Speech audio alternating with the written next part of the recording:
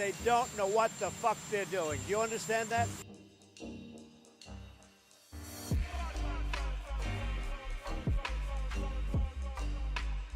Hello, hi. That should be better. Yeah, the quiet immigrant. Noisy, you're not supposed to be muted. It's like against your brand. Yeah. I thought it was on, guys. I thought it was on. Noisy, Noisy's back. Welcome, everybody. Hey, Doug. Hey, Pax. Pax, I was just saying that I haven't seen you in a while. I feel like you've been pretty on and off. Are you okay? Are you doing well? How's life? Are you doing well? Hey, Hussein. Kia ora, my clothes brush. Kia ora, everybody.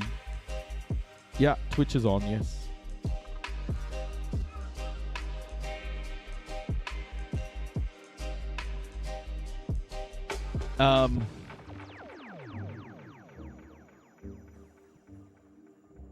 Yeah, Shiny, just kind of getting everything ready in terms of like just securing everything, because yeah, this person is starting to like. I found out that the person, this guy, this stalker dude is a Nick Fuentes guy, a groiper. Hey, Roshan.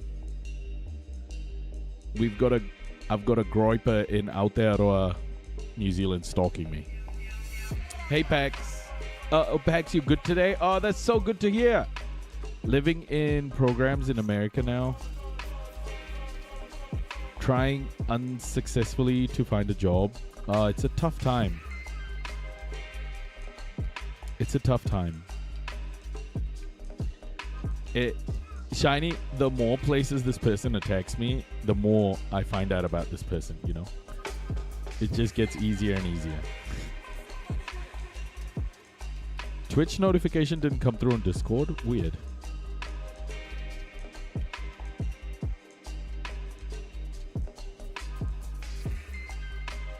Well, we're live. We're live. Welcoming everybody. Hey, Shanna. Hey, guys, update on Ginger. Ginger's doing really well. Salam, Liverpool. Ginger's doing extremely well. He is recovering. His ball sack is a little bit swollen still, but we'll get an assessment tomorrow on his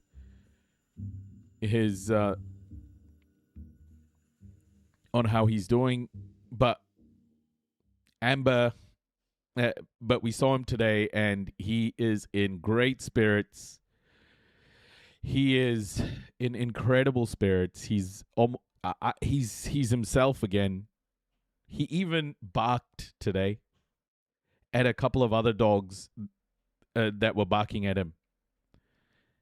He defended himself against two dogs that were at the vet because they'd eaten way too much chocolate. They'd eaten chocolate, so they had to get their stomach pumped. And yet, they were still barking away at Ginger, and Ginger gave them a couple of barks back. Nah, he's good, though. He's good. He seems to be improving, but, you know, I'm going to be very pessimistic about this, and I'm going to wait. Welcome in, everybody. Welcome in. The chocolate is like speed for them. Yeah. Just a community note. We do have a groiper stalker. A groiper stalker from New Zealand. We are obviously concerned about. I'm concerned about groipers in general. The groiper stalker may come into the chat. New accounts, mods. You know the drill. Please be aware, everybody. He's stalking you because daddy got arrested. I don't know, man. He's stalking me because he doesn't like me speaking up. He wants to shut up another brown person. Like, that's their deal, you know? Groipers. Um, oh, Tatey Bros, probably. Yeah, I mean, he did tell him suck my dick. Yeah, it's tough, right? When it's in this situation, like if I'm personally harmed, I don't give a shit. Obviously my family will care. Amber and stuff will care, but it's more just these people. I just feel like these white supremacists, like the shooter in the In and Out Burger yesterday, or like these guys are ultra violent and they'll do anything to harm you and potentially even go after family and things, right? So we just have to be very aware of the situation. A a Have you tried giving him pani puri? um we we have engaged the police, uh and we're going to be just upping our security precautionary. I mean, you just don't know with these people. He's been coming back here for 5 months, uh and just won't leave this community alone, leave the chat or anything, just keeps creating new accounts. He attacked me on Twitter yesterday. um he's stalking me IRL. I don't know, Roshan. He's in New Zealand. He knows me. He knows which school I went to. So just note that this is happening in the background, and we're trying to like keep as secure as possible. So in the chat, if you see groypers, guys, don't engage. We just, as many of you, take the evidence down. See, as a community, we can all help here.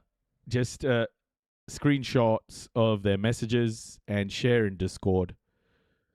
But yeah, as the platform grows, I'm sure it'll happen more.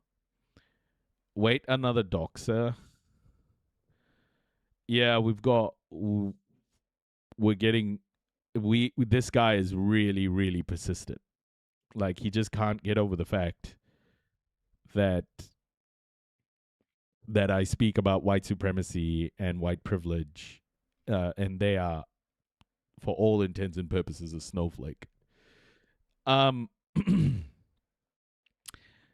So just keep in mind about all of these things. This is just a community note before we begin.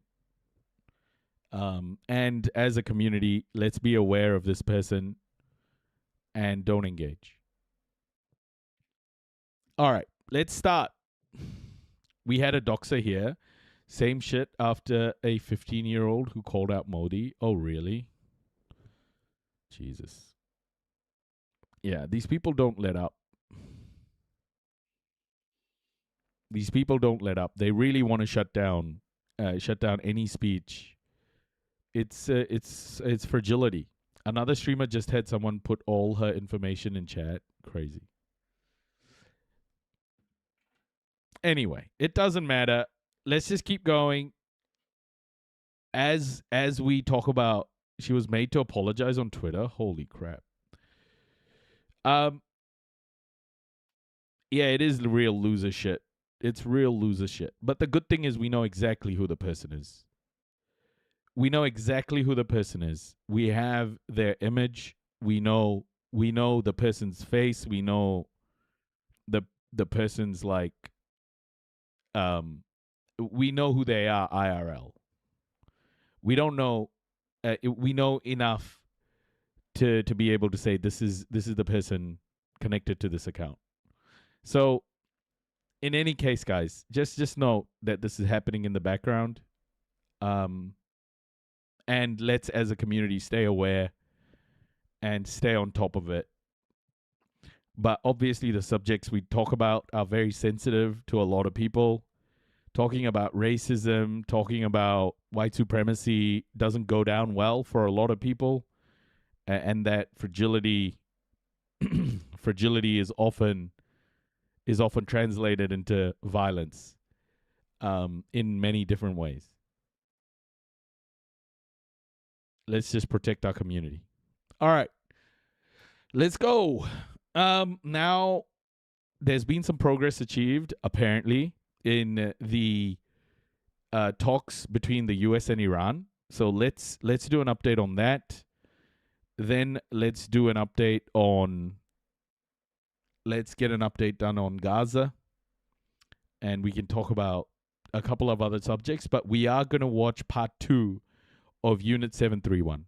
We are going to watch part 2 of Unit 731 at the end, after the news updates. So here we go, guys. Let's get into it. Morning, Rebel. Welcome.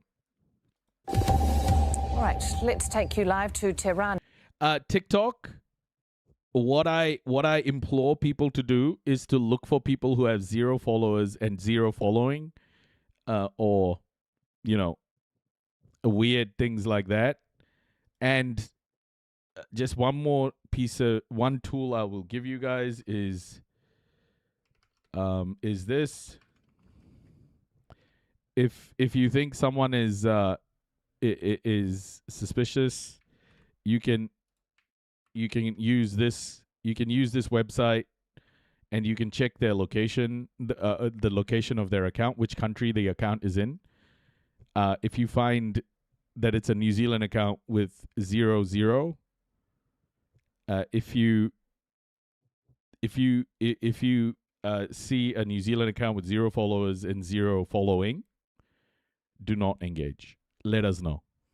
Now, where the Iranian Foreign Ministry spokesman Ismail Baghai is holding his weekly press conference. Let's take a listen. The families of the martyrs for the martyrdom of their sons, our condolences to all the Iranians. And once again, we will mention Bandar Anzali, who works into a condo and being a member of the martyrs group, and he was martyred in an attack against an Iranian ship. We express our condolences to the families of all the martyrs. And in the diplomatic also arena, the foreign ministry is continuing to the activities that are needed. We have talks with Oman during the last 7 or 8 days. Some progress has been achieved. Also, the talks of the foreign minister with his counterparts from the region and outside the region in order to decrease the tension and to pave the way for the national Iranian interests to be achieved. This is enough for today. And now I'm ready for your answers. We will start with the correspondent of IRNA news agency. Peace be upon you, Mr. Spokesperson. The talks are about to reach an end. The United Nations must play a role, and probably Jericho Apothecary, as an American, I am ashamed of my country. Yeah, that seems I mean, what are you going to do, right? It's sad. I feel for you guys. I feel for you guys because I think a lot of Americans have woken up very recently from obviously a huge the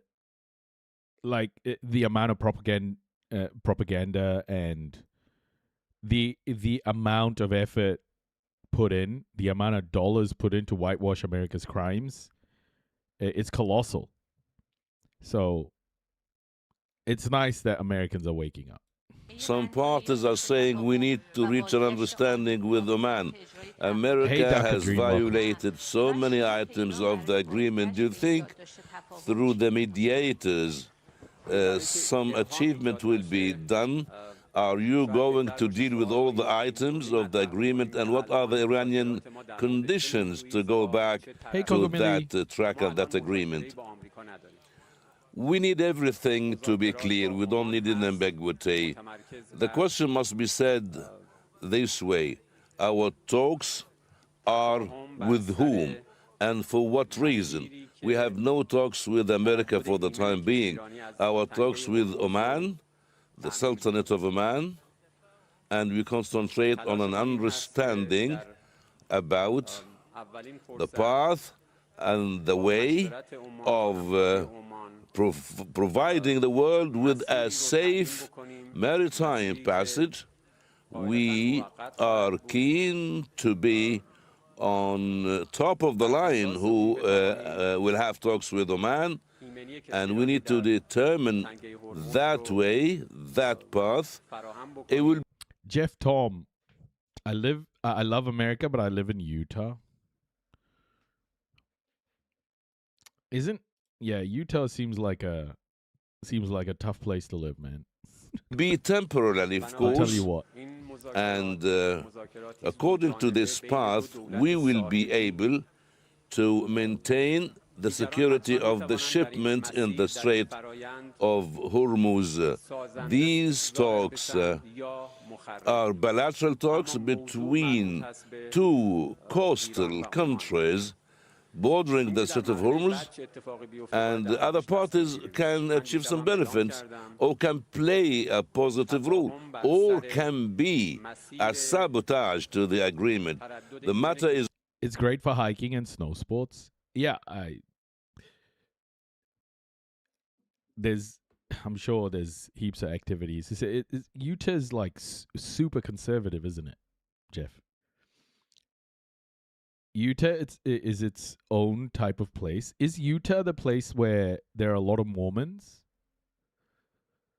is only between Iran and Oman.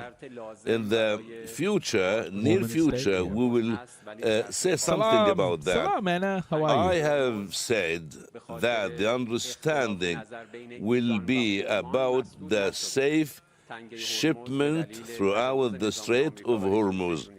And these are the conditions. The Strait of Hormuz will never Hey, be Old closed Al because Houghton, of a welcome. dispute between Oman and Iran. The Strait of Hormuz was closed because Salt Lake of City. the American Zionist attacks against Iran. To put an end or to limit these attacks, we need to do what we have done. The American blockade on Iran, the American siege, the American attacks are ongoing, and as long as America is violating everything, for sure, we will be affected, and we will behave in a way to protect our national interests, and the Strait of Hormuz must be safe. Our talks with Oman is about the Strait of Hormuz, and the issues are related to both countries, Iran and the Sultanate of Oman. We need to watch the development of the situation. A question from Tasneem. Some claims from the Western media outlet say that bin Salman had contacted Trump, and that's why the aggression or the attacks on Iran has been postponed. Do you think Saudi Arabia has did something for this connection in this regard? All countries of the region can consider that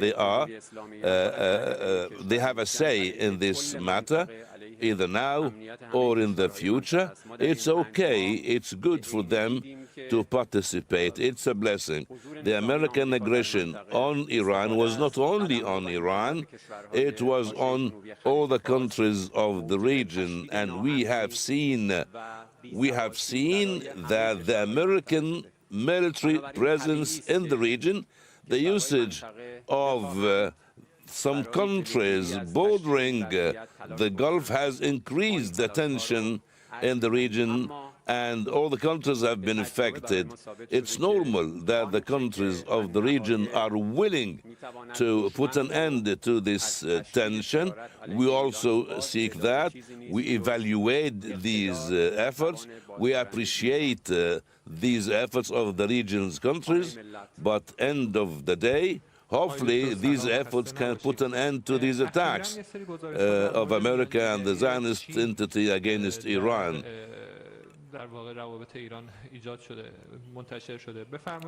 Hello, doctor, and peace be upon you.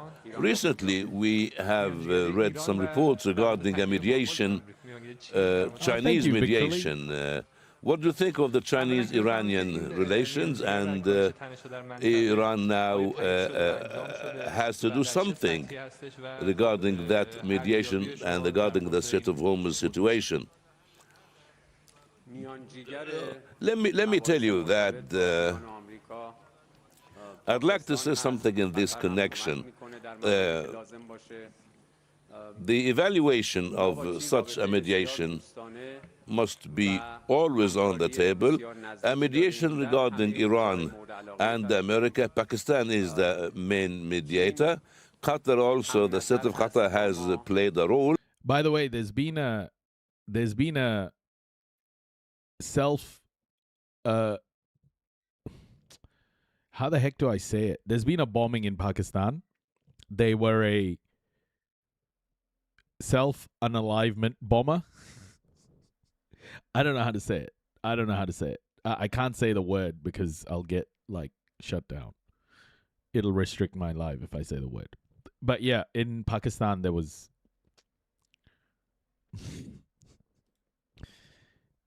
an S-side bomber. Catch my drift? We have good relations and strong cooperation with China on so many issues related to both countries. China's viewpoints are similar to... Bro, in Gaza, there's literally rivers of blood, man. Oh my gosh. There's literal rivers of blood in Gaza. What the heck, dude? They killed 18 people. They killed 18 people in Gaza in the last 24 hours. On TikTok, yeah, Jiminy. I will never get used to TikTok rules. Yeah, TikTok's very, very weird about this stuff. Like, my stream is for adults only as well. Like, I can't even say this shit.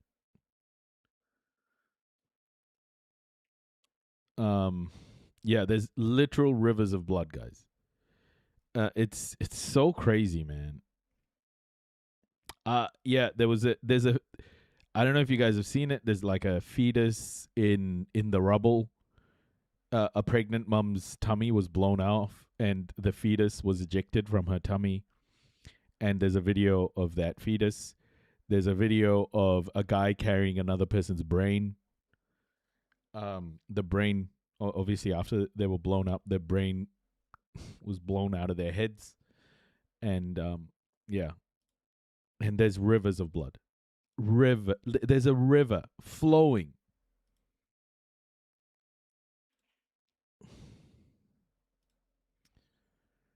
Oh, dear. Oh, man.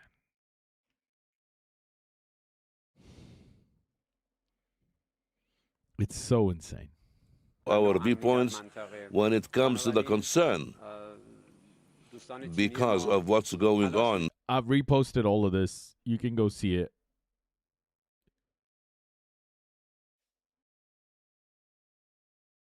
You can go see it. I've reposted it. Remember, guys, we're witnessing all of this. Like, it's not fun to see it. Obviously. It's nothing to be excited about with this gore. But we're going to witness all of it. In the region? Yeah, the baby was blown out of the mother's pregnant tummy. The fetus was just lying there on the ground. Our friends in China are trying their best in order to prevent escalation in the current situation. Also, other countries are doing the same, are helping, but we need to add that we need not to say that we have added a new mediator. No, it is not that way. This is not very accurate. A question for France News Agency.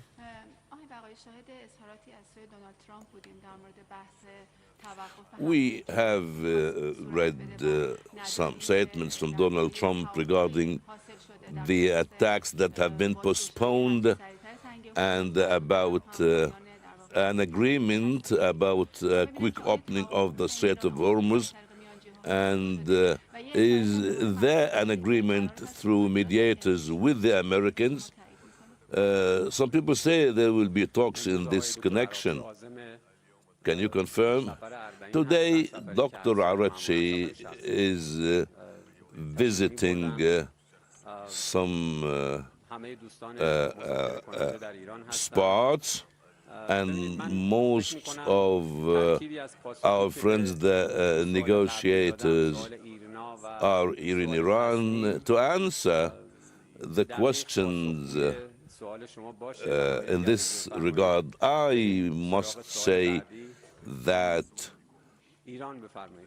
and I've made it clear previously to answer your question, so let's move to another question.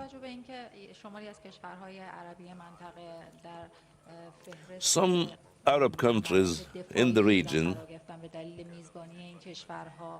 are included in the Iranian defensive military actions, and we have seen recently some political figures in Iran that oppose this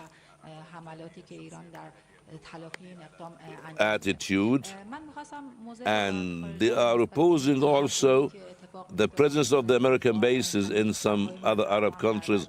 What is the opinion of the Iranian Foreign Ministry regarding this matter? There are similar cases, and some of the countries, peoples and prominent figures, political figures, have expressed their opposition to the American presence on their territories. The peoples of the region know that this war is not fair, it is unfair from the Zionist entity and the American administration against one Muslim country in this region. And the peoples and the political figures are fully aware of the consequences of this war. Iran has no problems with any of these countries in the region. We are a country that prefers peace and wants peace. We need respect in the relations with all our neighboring countries. And have you covered Dr. Fauci? I'm confused on why they're going after him now. I mean, they've been going after him. They're looking for a reason to go after him.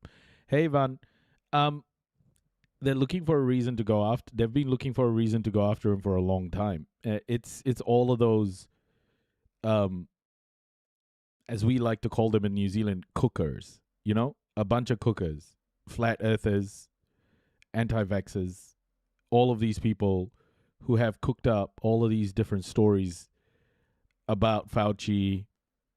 I just wonder how many death threats that guy gets.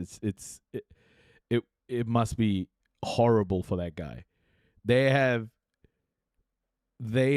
basically put Fauci in the firing line. The guy tried to do whatever he could, but states like Florida, Ron DeSantis, you know, he was telling people to not mask up. How many people died because of dumb policies by governors who just didn't fucking follow the rules? It's insane. We are following the situation. We are following what's going on during the last 5 months, and revolt. Everything, if everything's a distraction, nothing's a distraction. You know, like that's the way I look at it. We have the ability to multitask, and we should be using those powers to multitask. Like, people should stop hyper focusing and fixating on one thing. We need to be better than that. The Iranian defensive reaction is not against the peoples of the region, but the Iranian defensive actions were against the American presence, and the peoples of the region are increasingly opposing the presence of America in these countries. And they are asking their officials and their governments to get rid of the American bases in these countries. America must be prevented from misusing the sovereignty of these countries to attack other countries.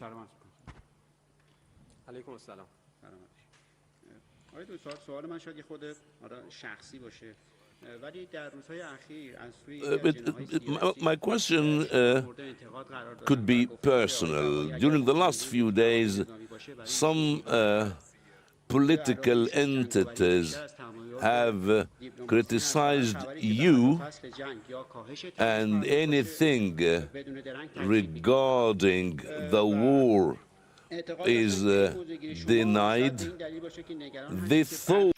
Yeah, the reason he was pardoned was because everybody knew they would go out. They would try and find their fall guy. They would try and find their scapegoat. Trump was already throwing him to the wolves. Trump hasn't protected him at all, and RFK is basically shitting on Fauci. It's so sad, man. It's so sad that they do this. The world was not prepared for COVID. It was not. And the world is not prepared again. It's just unnecessary to be throwing Fauci to the wolves like this. The guy was doing what he could have done and probably saved a lot of lives. Like, what do I mean? Probably he did save a lot of lives. People who weren't going to follow instructions. Like, Fauci should be a hero. Should be awarded all sorts of like prizes for what the work he did. But yeah, you know, everyone wants to find a fall guy. Everyone wants to blame a person. If anyone is to blame or anything is to blame, it's capitalism. Because you can't just continue to exploit labor and not think about the social impacts of how the world works. It's unfortunate, man. It's so unfortunate. That your positions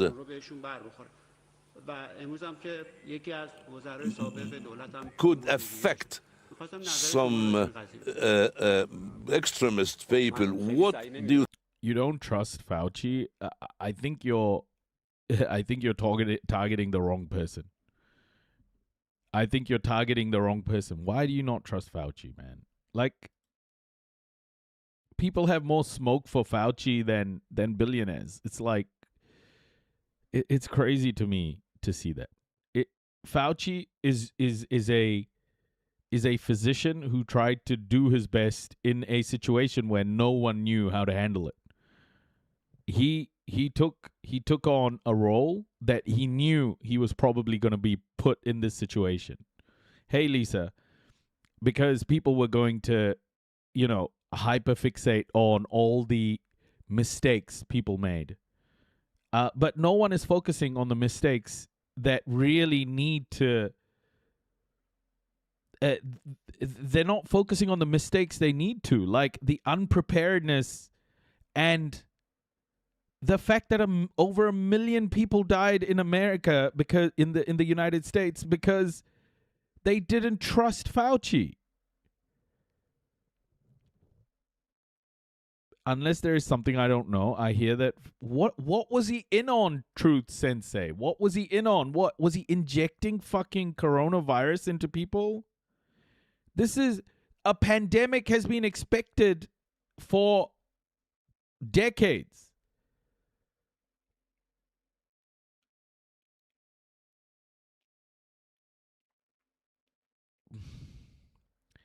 A pandemic has been expected for literally decades.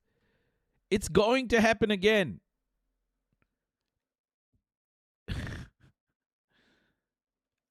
Like, you guys need to stop. We are not prepared for pandemics. We're not. To think about that, I cannot see it's proper to talk about myself. Away from the personality of the spokesperson of the Iranian Foreign Ministry, in such a critical situation, we need to talk on behalf of the Iran's Foreign Ministry. We need to talk about the war, and we need not to talk in matters that are very far away from the war. In addition to that, anything that is said by the spokesperson is not indicating his personal viewpoints. It indicates the viewpoints of the foreign ministry. If you have any other viewpoints, it is not for this place. We need to respect and to accept what it is, and we need to cooperate in this connection. The spokesperson of the foreign ministry and the foreign ministry itself and the decision makers in the countries have. Guys, a pandemic is not a conspiracy theory. We are not set up as a world.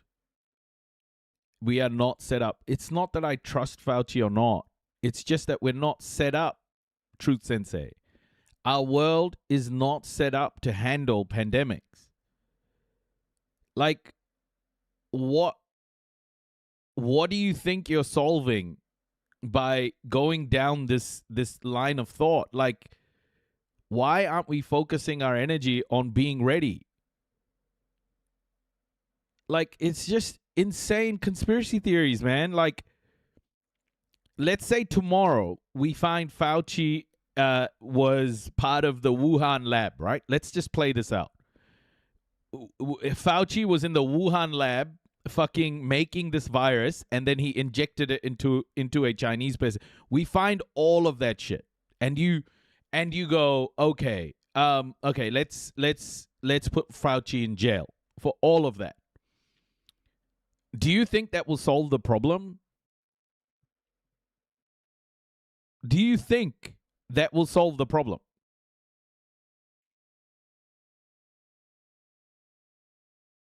The world isn't ready.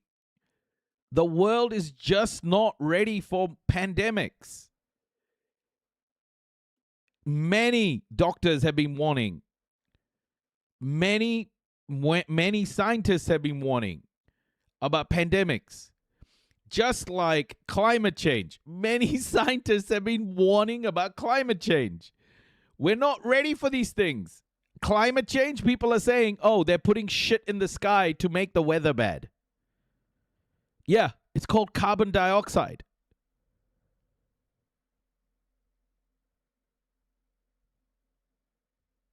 Come on, people. Nothing to do with personal or imaginary attitudes. It's not our choice between war and peace. America has attacked us. We are in a reality. Yeah, so why are you making Fauci the fall guy? Why aren't you talking about billionaires exploiting labor, Truth Sensei? Like, why aren't you talking about billionaires exploiting labor and exploiting countries, stripping countries, and not allowing infrastructure to be built? which has caused this to happen. Like, why are you blaming Fauci? Blame fucking the billionaires. Blame our political class who haven't invested in this. Blaming Fauci after shit hit the fan and people died is like, what are you achieving? The reason why Fauci has become the fall guy is the political class and the billionaire class don't want you to blame them. Because the moment you start talking about the billionaire class, you'll understand the extractionism and the lack of investment back into other countries. Like, we're smarter than this. What do you mean Fauci shouldn't deserve great praise? He took a role that was sure to lead people to conspiracy theories at that time. I think he deserves a lot of kudos. I do. Because he took the toughest role, and people knew that he would be thrown to the fucking tigers, to the sharks, to the crocs. And look at this. It's happening. And people are, oh, I don't trust Fauci. And then like glazing fucking politicians. Come on, Truth Sensei. You're smarter than this. You're smarter than this. Don't fall into that trap. And this reality says that we need to be committed perfectly with what is important for the country. The foreign ministry has nothing to do to please whoever. We need not to please. Yeah, but you're buying politician narratives by shitting on Fauci. Politicians want you to shit on Fauci, not them. And you're taking the bait, Truth Sensei. Please anyone or to be affected by anyone. We respect everyone. What is important for us is the national interest of Iran. This comes on top of our priorities. It's crazy, man. Like, the fact that the world is just not prepared for this moment, the world has not been prepared for this moment, no matter how much scientists have been saying, guys, there's going to be a pandemic. There's going to be a pandemic. Guys, there's going to be climate crisis. There's going to be climate crisis. For decades, they've warned us. And conspiracy theorists have been saying, oh, this pandemic, it's all false flag bullshit. Oh, climate crisis is bullshit. It's nothing. It's created by tree hugging fucking what are those fucking people? The tree what did they call them? Tree huggers. Those people who hang out in fucking communes, hippies. Yeah, the tree hugging hippies. No one. Walaikum assalam 7 sign. The thing is, you know how I know the blaming Fauci thing is bullshit? Because Truth Sensei, even before Fauci came into the fold, these conspiracy theories were happening. And it wasn't Fauci. It wasn't Fauci at that time. These conspiracy theories have been happening for decades. For decades. Just preparing for a fall guy. But you can't keep running away. You can't keep running away, and you can't keep blaming other people for this. Like, you can't keep blaming like individuals for this. As a globe, as a system, we're not prepared for this stuff.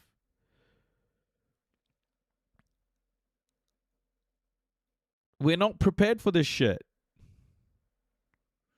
Yeah, I remember Fauci wanting the country to shut down, but Trump was against it. The problem was that the scientists and doctors were being ignored because of political reasons. Yeah, exactly.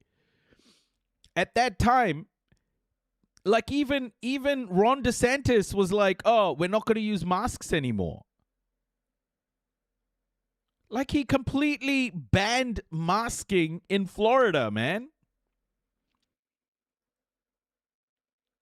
Don't fall into that trap, Truth Sensei. You're better than this. You're better than this. You're better than this. Don't look for a fall guy. This is a systemic issue. But RFK Jr. told me personally to defend constitutional rights over life itself. And he also told me that Einstein's theory of relativity was actually borrowed from him. Yeah. Obama had a whole committee to prepare for such events. Who shut it down? Yeah, exactly. But even Obama's plan wasn't tested. Like, none of this is tested. That's the thing, Elizabeth. Like, yeah, there's a commission, but there are real things we can invest in, you know? There are real infrastructural things we can invest in. There are so many things we can do to prepare for these things, but no investment is going in because tax dollars are being given to billionaires to build big-ass dicks and launching it into space. Great. Let's keep doing that. Let's launch dicks into space, shall we? Great. Okay. Anyway, Gaza peace roadmap.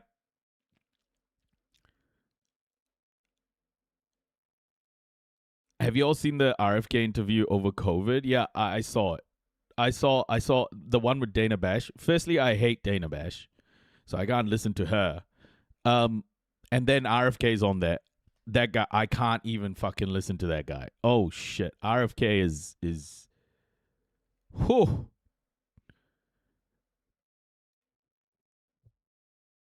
Dana Fash, yeah.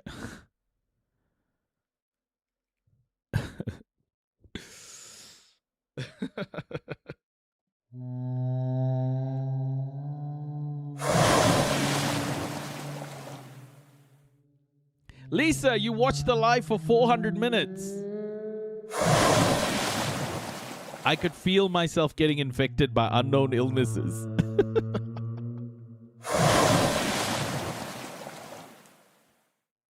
I lose brain cells every time I listen to a committee hearing with these people. Did Fauci do everything right? No. No one did. Because no one knew what the fuck to do. Was New Zealand's response perfect? No. No one's response was perfect. No one's response was even that great because people died. People died en masse.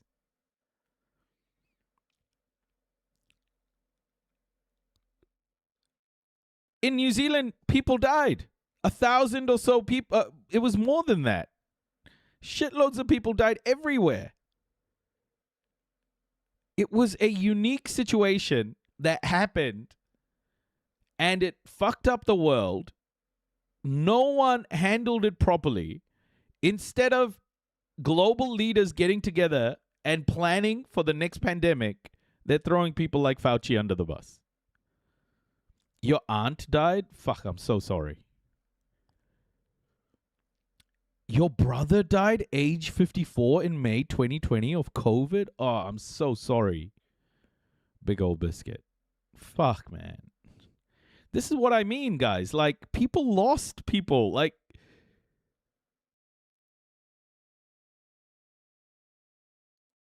and COVID made my health so much worse.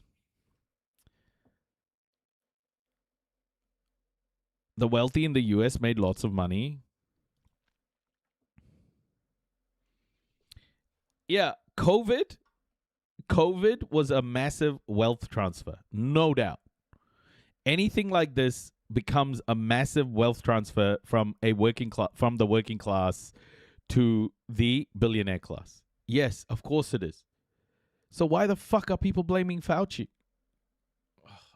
I don't get it, guys. Like, we're never going to dismantle systems of oppression if we keep doing this. If we keep following shitty leads.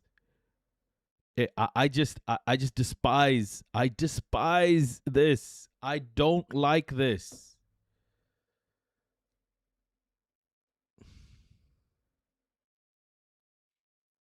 We lost 8 taxi drivers in COVID that I knew. Holy shit. Rand Paul switched his investments to medical equipment at the end of 2019. Man. My friend lost 7 members of his family. Holy shit. What is Fauci being accused of? Basically injecting people with COVID, bro. Like, he was apparently some manager of the lab in Wuhan who invented and dispersed this virus. Fuck.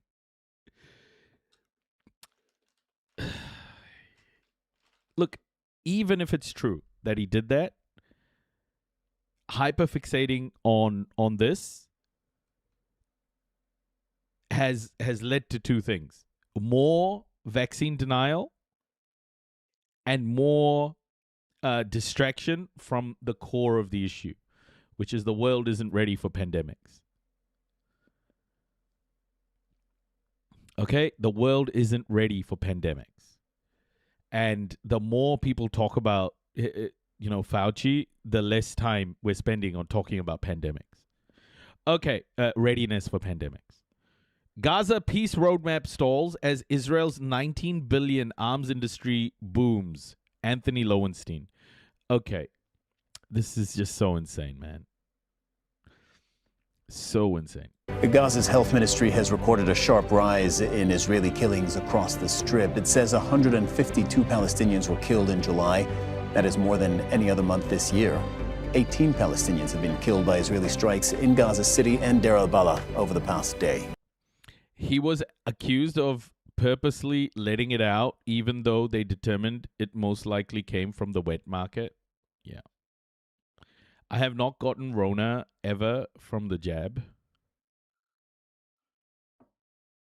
The Rona.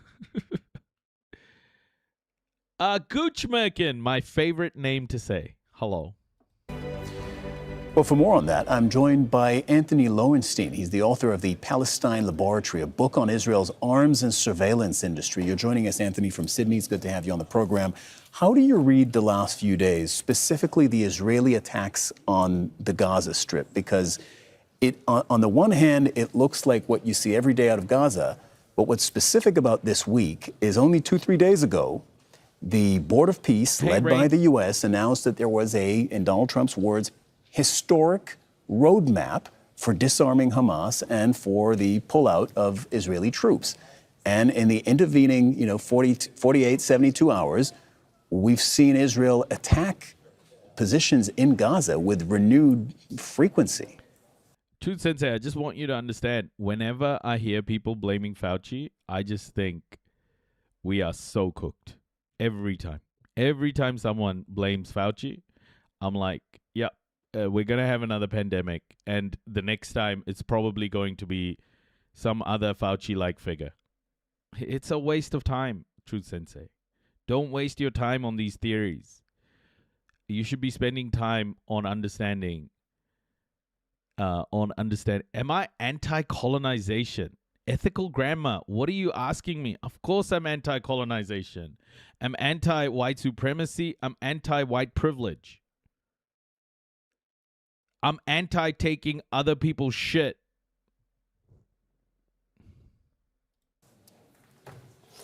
In short, Israel doesn't accept those terms. Why am I anti-colonization? Because it's the most evil shit that you can do. And the question, as is often the case in these situations, whether it's Iran or Gaza or the West Bank or Lebanon, is the US willing to apply necessary pressure on Israel to stop? And history... Yeah, I think a healthy distrust is always great. I think healthy distrust is incredibly important, especially of power, and we should do that. What I've been hearing, though, the rhetoric about Fauci is just ridiculous. And I think the aim has been Fauci. Fauci's the fall guy. But Trump made terrible fucking decisions. And I just think the whole world made terrible decisions. Sweden just let their old people die. Sweden just let their old people die.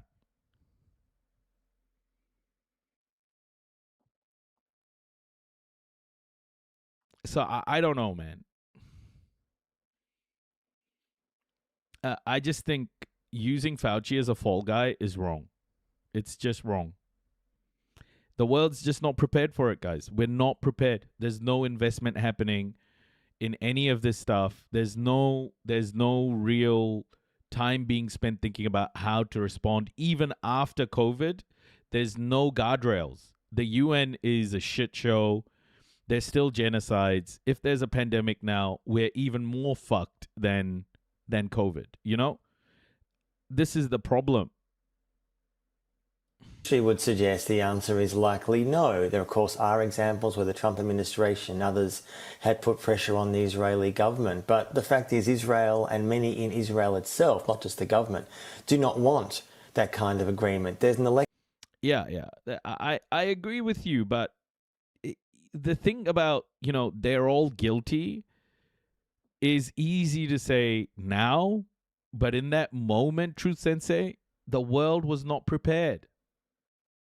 That's what I'm telling you. The world is still not prepared. If it happened again, we would make the same mistakes again. It's a systemic issue. So, yeah, it's easy to look back and go, oh, these were the mistakes, etc., that happened at this time. But we don't have a plan, Truth Sensei. We just don't have a global plan to stop these things. So, yeah, they're all guilty, but what's the solution? There was no solution. What were the benefits of colonization? Well, you got white privilege, ethical grandma. That's the only thing. There were no benefits to the global south. Election in Israel in late October, and all the likely candidates for Prime Minister, Netanyahu, That's literally the only thing. Bennett and others all think relatively similarly on this issue. There's nuances on the margins, but they all think very similarly. There is no desire, I would argue, and the polls prove this, amongst the Israeli public, Jewish public, to withdraw from Gaza. There's no constituency for that. There are some people who support that, of course, but not very many. So what Israel's doing, yes, is business as usual. The US thus far has applied no pressure, and ultimately Israel's getting away with it. So the question is, will Trump and people around him change that? Skepticism, I think, is warranted, as usual. Ethical grandma has been banned in Zach Chap's live, so yeah, we just banned. Trump stepped in front of Fauci on live TV and told people ivermectin was medicine and for them to inject bleach. He told Americans, nay the world, to inject bleach. The Fauci blame is misplaced. Come on. Yeah, I agree. Why isn't anyone talking about the fact that Trump told people to inject bleach more than they're talking about Fauci? It's insane. Walaikum assalam, Jujus. Welcome. Hey, Steve.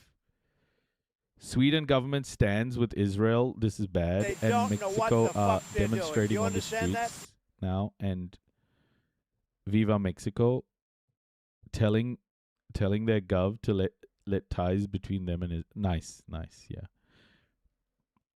He's doing well, Jujus. He's doing well. He may be coming home tomorrow. We'll find out. I'll do a live. If Ginger does come home tomorrow, I'll do a live with Gingino. Usual in these situations. What do you read, if anything, into the exact way that Israel has conducted its strikes over the last 2-3 days? Because this is one of your areas of expertise, the munitions, the tactics, the kinetic environment of Israel. Look, one of the things that has been clear since October 7 is, and Israel is not, I think, occupying and brutalising Gaza simply to test weapons. That would be wrong. But certainly it's a massive part of their thinking, ideology and budget now. I mean, Israel's in 2025 made over $19 billion from the weapons and surveillance industries. Their industries are booming, and Gaza is a key part of that. If you go to many global arms fairs, if you see Israel... Hey guys, I have some good news. I've managed to quit my job at Starbucks. Don't want to support them. I got a job in the council helping teenagers in care get into their own place to live with lots of support. Glad I have nothing to do with that company now. Oh, Leah! go. Let's go. I don't have my notifications on. I'm sorry. But congratulations. That is awesome. Good for you, Leah. By the way, I saw Starbucks's performance report, their performance over Q2, and yeah, they're growing again. People fucking fell off that boycott real quick. So sick, man. I want to be a good boy. Starbucks is back on a growth trajectory. Guys, Starbucks is the least we can do in terms of boycott. They're literally putting silicone into their blended drinks. Thank you. Felt bad working there when trying to boycott for Gaza. Frustrating. So glad I'm out. Good for you, Leah. See, everyone can do a little bit. Everyone can do a little bit, okay? It doesn't have to be everything. One person can't solve all of the problem. Just do your part. Do your part. Do your part in whatever way possible. If you can't avoid something, reduce it. If you can't boycott something, try to move away from it somehow. But do your bit. Just whatever you can do matters. Whatever you can do. And don't be told by anybody that you're not doing enough, or especially if you're doing something that you're not doing enough. You should boycott more stuff, or do your bit. Do your bit. Stay patient and continue. Remember, we are talking about imperialism here. We're talking about one of the largest empires in the history of humanity, if not the largest empire in the history of humanity, causing human suffering right now at mass scale. We're not going to stop it. We're not going to stop it. We're not going to stop it just overnight. It's going to be about patience and continued effort. So, Leah, well done. Israeli defence companies from Paris to Germany and beyond, places in the Middle East where they go to arms fairs like Dubai. You regularly see Gaza explained and said that we are battle testing weapons and surveillance tech. So that could be drones or various kind of other. I buy from Espresso House. We have one Starbucks in Gothenburg in Sweden. Yeah, I stopped buying Nescafe products. I found a local producer of like this coffee powder thing that you can get in sachets here, and that's the only coffee I drink. I've stopped. I've cut out going to cafes. I've cut out not knowing supply chains. I've just found a local supplier of this, and it's and the beans are ethical. It's a little bit more expensive, but hey, man, small price to pay.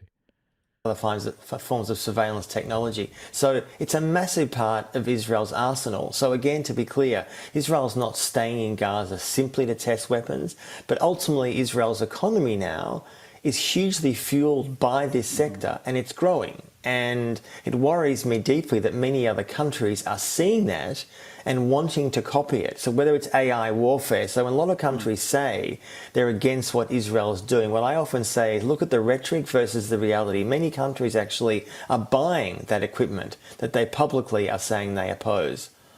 Is Israel, to your knowledge, still using AI for its targeting inside the Gaza Strip? Hey, Jay. Yes. In short, yes. They're using it in Lebanon, and also they've been using it in Iran.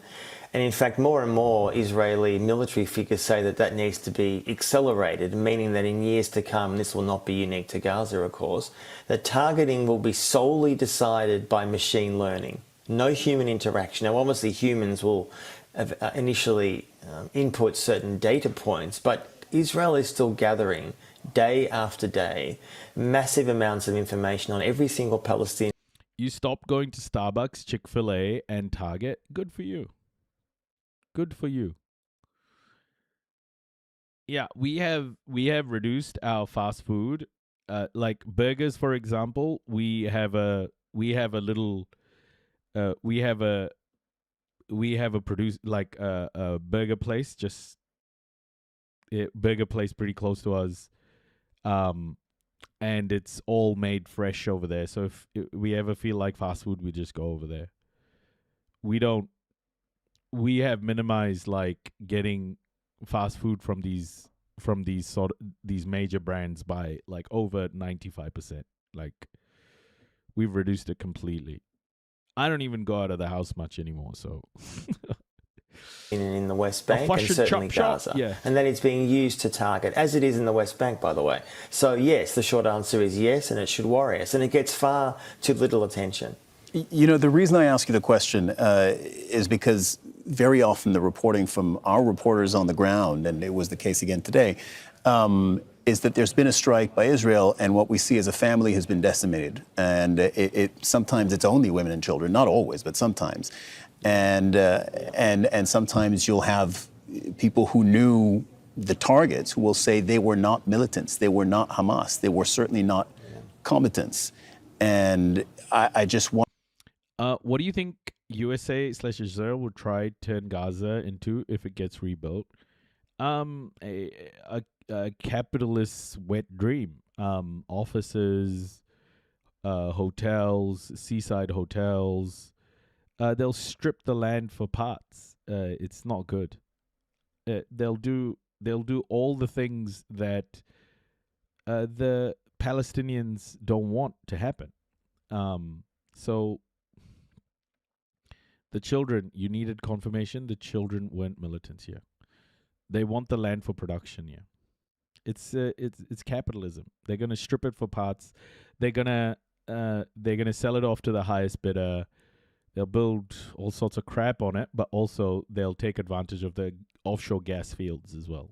Wonder what the quote-unquote settings are on the AI targeting to get to that result.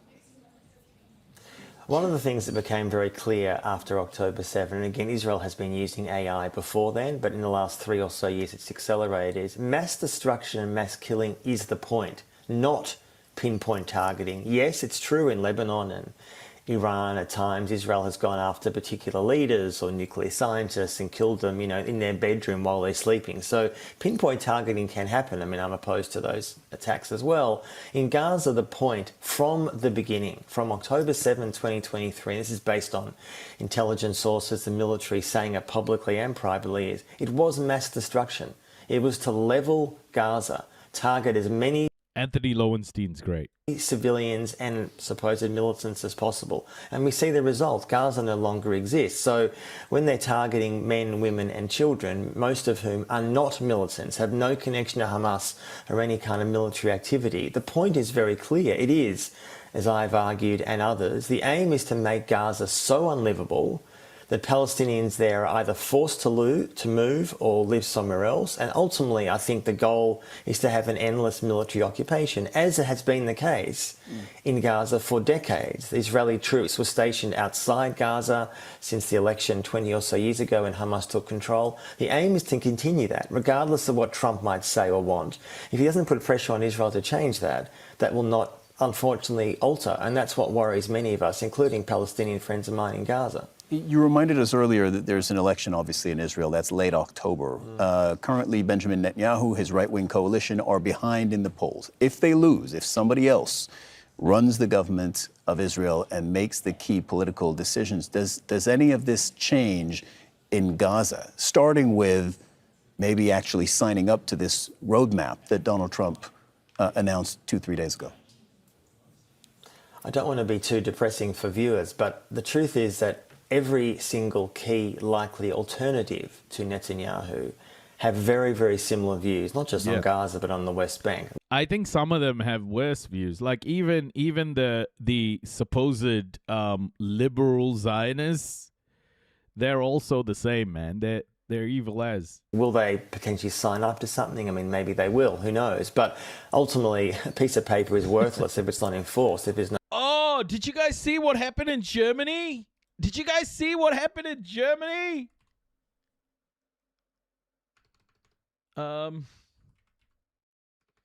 German court Israel Nazi. Check this out. This was yesterday, 23 hours ago. Are you ready for this? Are you ready for this?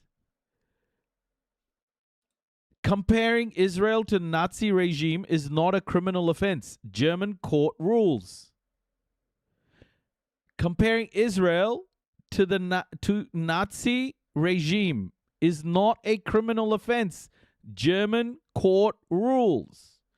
After Instagram user compared Israel's action to methods of Nazi regime, a higher court acquitted her of any wrongdoing, citing her right to freedom of speech.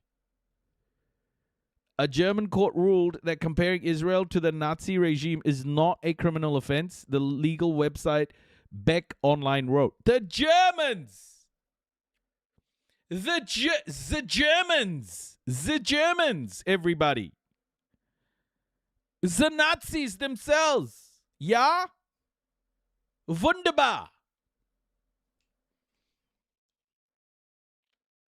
In the case, in several Instagram posts, a user had compared the actions of the state of Israel to the methods of the Nazi regime. And in doing so, used the Nazi swastika and the Nazi party flag. Citing her right to freedom of speech, a higher regional court in the southwestern city of Zweibrücken has acquitted her of any wrongdoing, according to the report published earlier this week. According to the court, the criminal offense of using symbols of unconstitutional organizations is not fulfilled if someone uses that symbol to sharply criticize the state of Israel's methods and thereby clearly distances herself from or condemns Nazi-era injustices. The user in question posted a table in her story comparing the actions of the Nazis with Israel's actions in the Middle East conflict. Above it was a split image showing the flag of Israel on one side and the flag of the Nazi party, with a partial visible swastika on the other side. Another post showed a wall with a Star of David, in the center of which was a Nazi swastika. Soldiers were firing from the wall into the walled-off area, with blood flowing out from beneath the walls. The user also included the hashtag Free Palestine and Gaza under attack.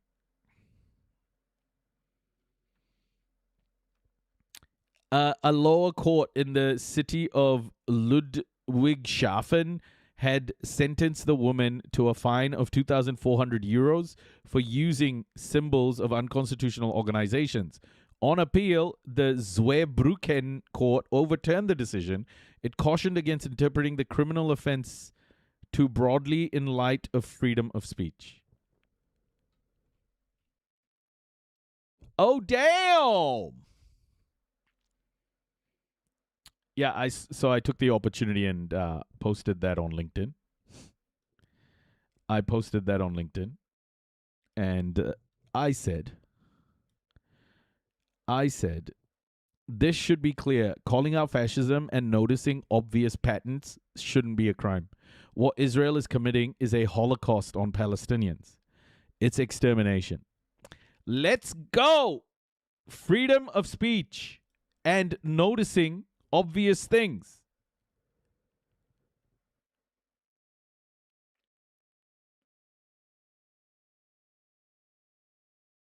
It sounds good, but it reads like she's just not getting prosecuted for the swastika. Yeah, because they can't prosecute her for anything else, Jimny. Like, what she did wasn't unjust. Like, they put a lawsuit on her for using the swastika because they couldn't find anything else wrong with that. So they tried to get her in any way they possibly could, and they failed.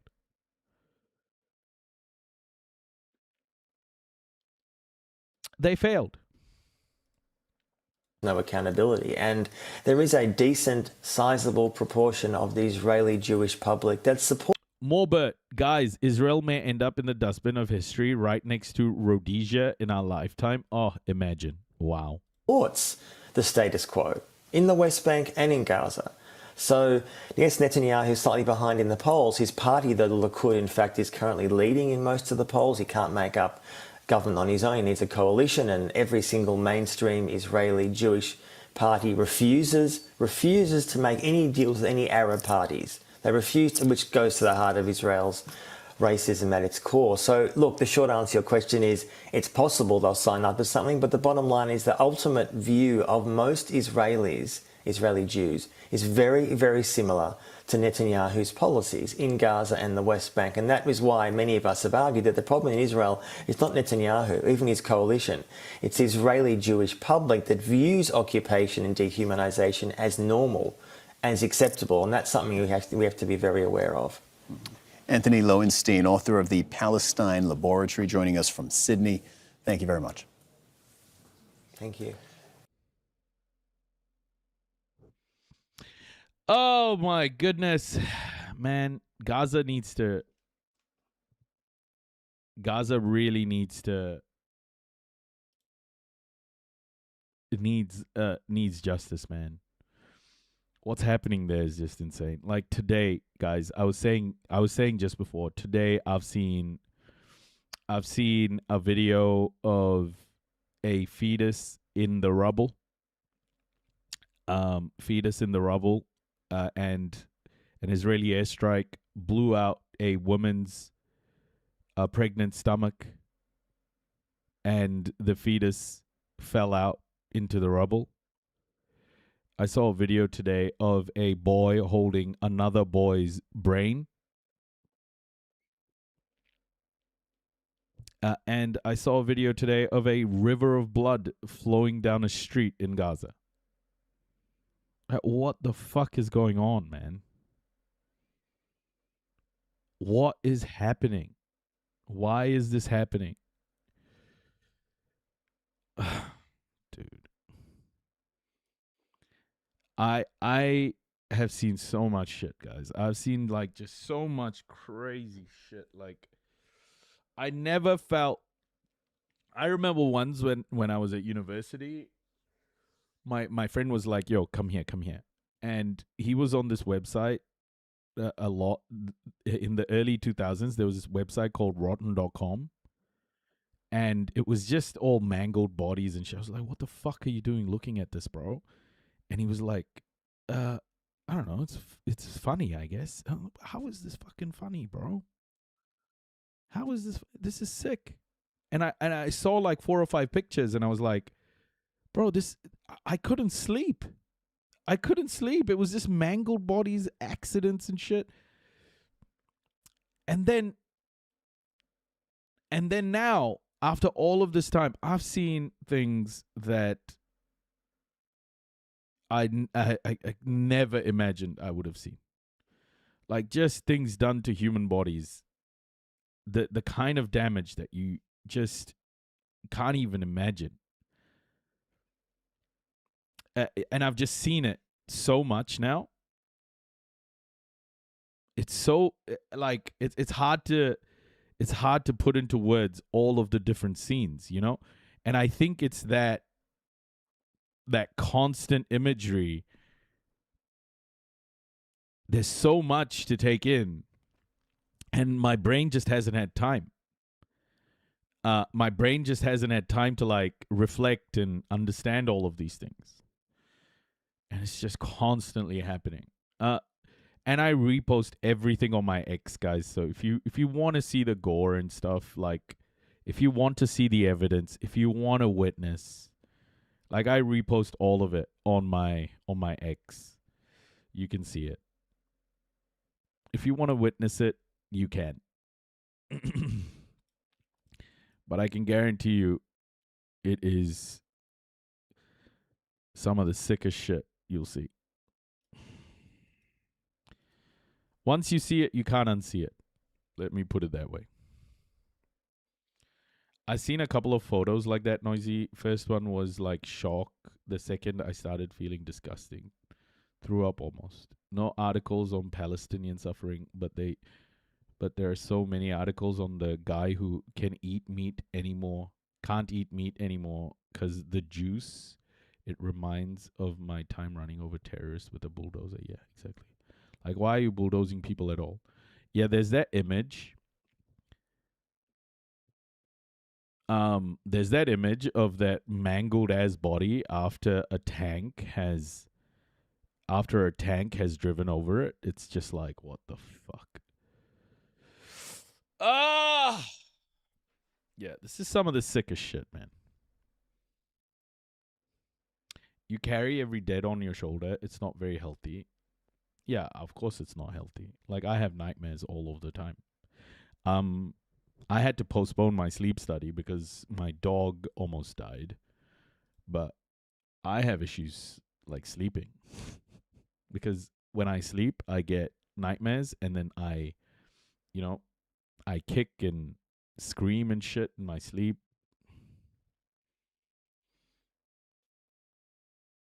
What is a mango body? What, Rose? What the fuck? Anyway, enough talk about atrocities. But yeah, free Palestine, and please, witness. Be a witness to everything. I think it's important to have people who are passionate about this stuff. Yeah. Like I don't know if it's passion, or I just feel like for me it's just I feel like it's become so embedded. I just can't let it go. English isn't my first language, bear with me. What is a mango body? I don't know. Okay, inside Trump's deal to reshape Alaska. What the fuck has Trump done now, everybody? What has he done? What has your supreme leader done, the USA? What has your supreme leader done? I want to be a good boy.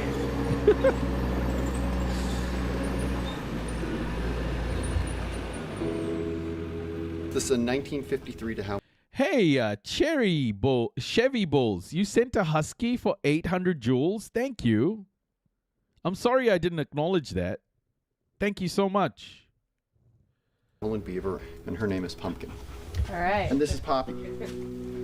Poppy, Pumpkin, and Polly. Yes. A few dozen miles above the Arctic Circle, there are no roads, highways, or cell service. To get here, you need a bush plane. I like that its name is Pumpkin. I think naming the plane Pumpkin has actually brought me a lot of relative peace, because it's like we're not getting in a 70-year-old plane, we're getting in Pumpkin.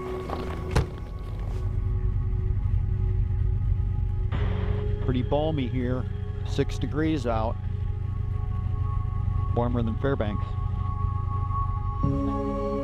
This is the Ambler Mining District, and for the last decade, eyes in Washington have turned towards it. This is a controversial project that would build an access road to this mineral-rich mining district in Alaska. What they're talking about for the Ambler Road, that's going to be just an absolute money pit for this state. There's going to be a bunch of people that are going to get rich building. Once heard a MFer talking about the occupation, then segued into don't let ads occupy you chat. Sub at the top of the hour.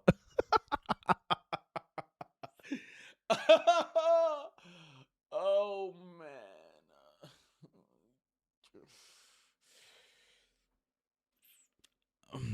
I hope it wasn't me. The Trump administration is going to invest But if you want to sub at the top of the hour, are we at the top of the hour? Nah. But if you do want to sub at the top of the hour, then, feel free. No, I'm not going to say anything. I don't have ads here, so it's all viewable for everybody. I don't do ads on Twitch. So, yeah, support the live, everybody. Be cool. Be cool and support. $35 million for Trilogy to conduct exploration in this area in exchange for a 10% stake in the company. Obviously, people that have stocks in Trilogy are going to make a lot of money. But as far as the state actually making a lot of money, There's nothing ironed out at all that says the state's going to ever even pay for that road. This controversial remote Alaskan road pits mining and Wall Street interests against some indigenous community leaders and a fragile wilderness, all while setting an entirely new precedent for how America... Between that and people covering refugees using the refugees in their title, it's gross, yeah. does business. This is not just a figurative, but a literal gold mine. This is a sinister plan that does not serve Alaskans. The Ambler Mining District is a... Bro, Haley Stevens is going to get crushed tomorrow, isn't she? Haley Stevens is going to get so crushed tomorrow. Cal Shi, I'm going to quote Cal Shi on this one. Don't hate me. Don't hate me. New all-time low. Haley Stevens has a 3% chance to be the Michigan Democratic Senate nominee.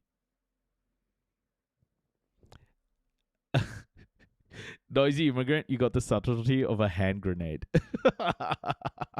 Fair enough. Donald Trump, the most socialist president possibly in our lifetime. Living there is so economically straining, especially for indigenous American peoples, because the markets irrationally increase prices of basic food. Just some water bottles. Water bottles cost several dollars, and they try to justify it by Alaska being far away when that doesn't explain anything, given even indigenous people in reservations within the continuous USA have to pay extra for water. U.S. firms win billions in Africa data center deal, edging out China.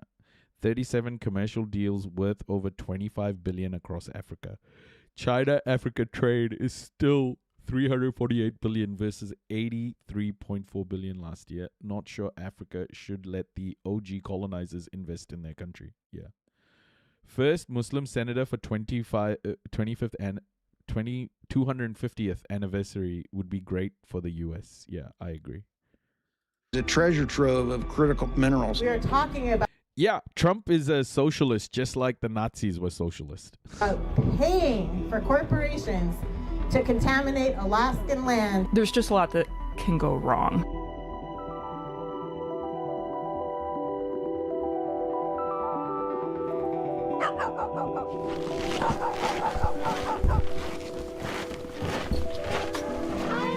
Hey, Eva, I'm Holly. Hi. And I'm a reporter. And this is my crew.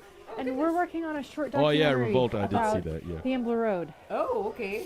Do you have a couple minutes? Is that how people speak in Alaska? Oh, okay. Oh, okay. For us to bother you? Is that the Alaskan accent? We've come to Alaska to hear firsthand how the Ambler Road deal could impact... It sounded Canadian. That accent sounded Canadian.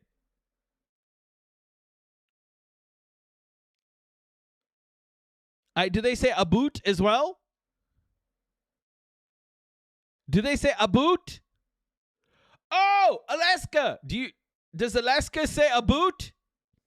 Local livelihoods. Eva Cleveland lives in Kobuk Village, just a handful of miles from where the road has been planned. I am scared. I'm scared for that road to come because this is one of the last pieces of the world. Well, my world anyway. That's prime. You know, you can't just drive in here. It's untouched. It's priceless.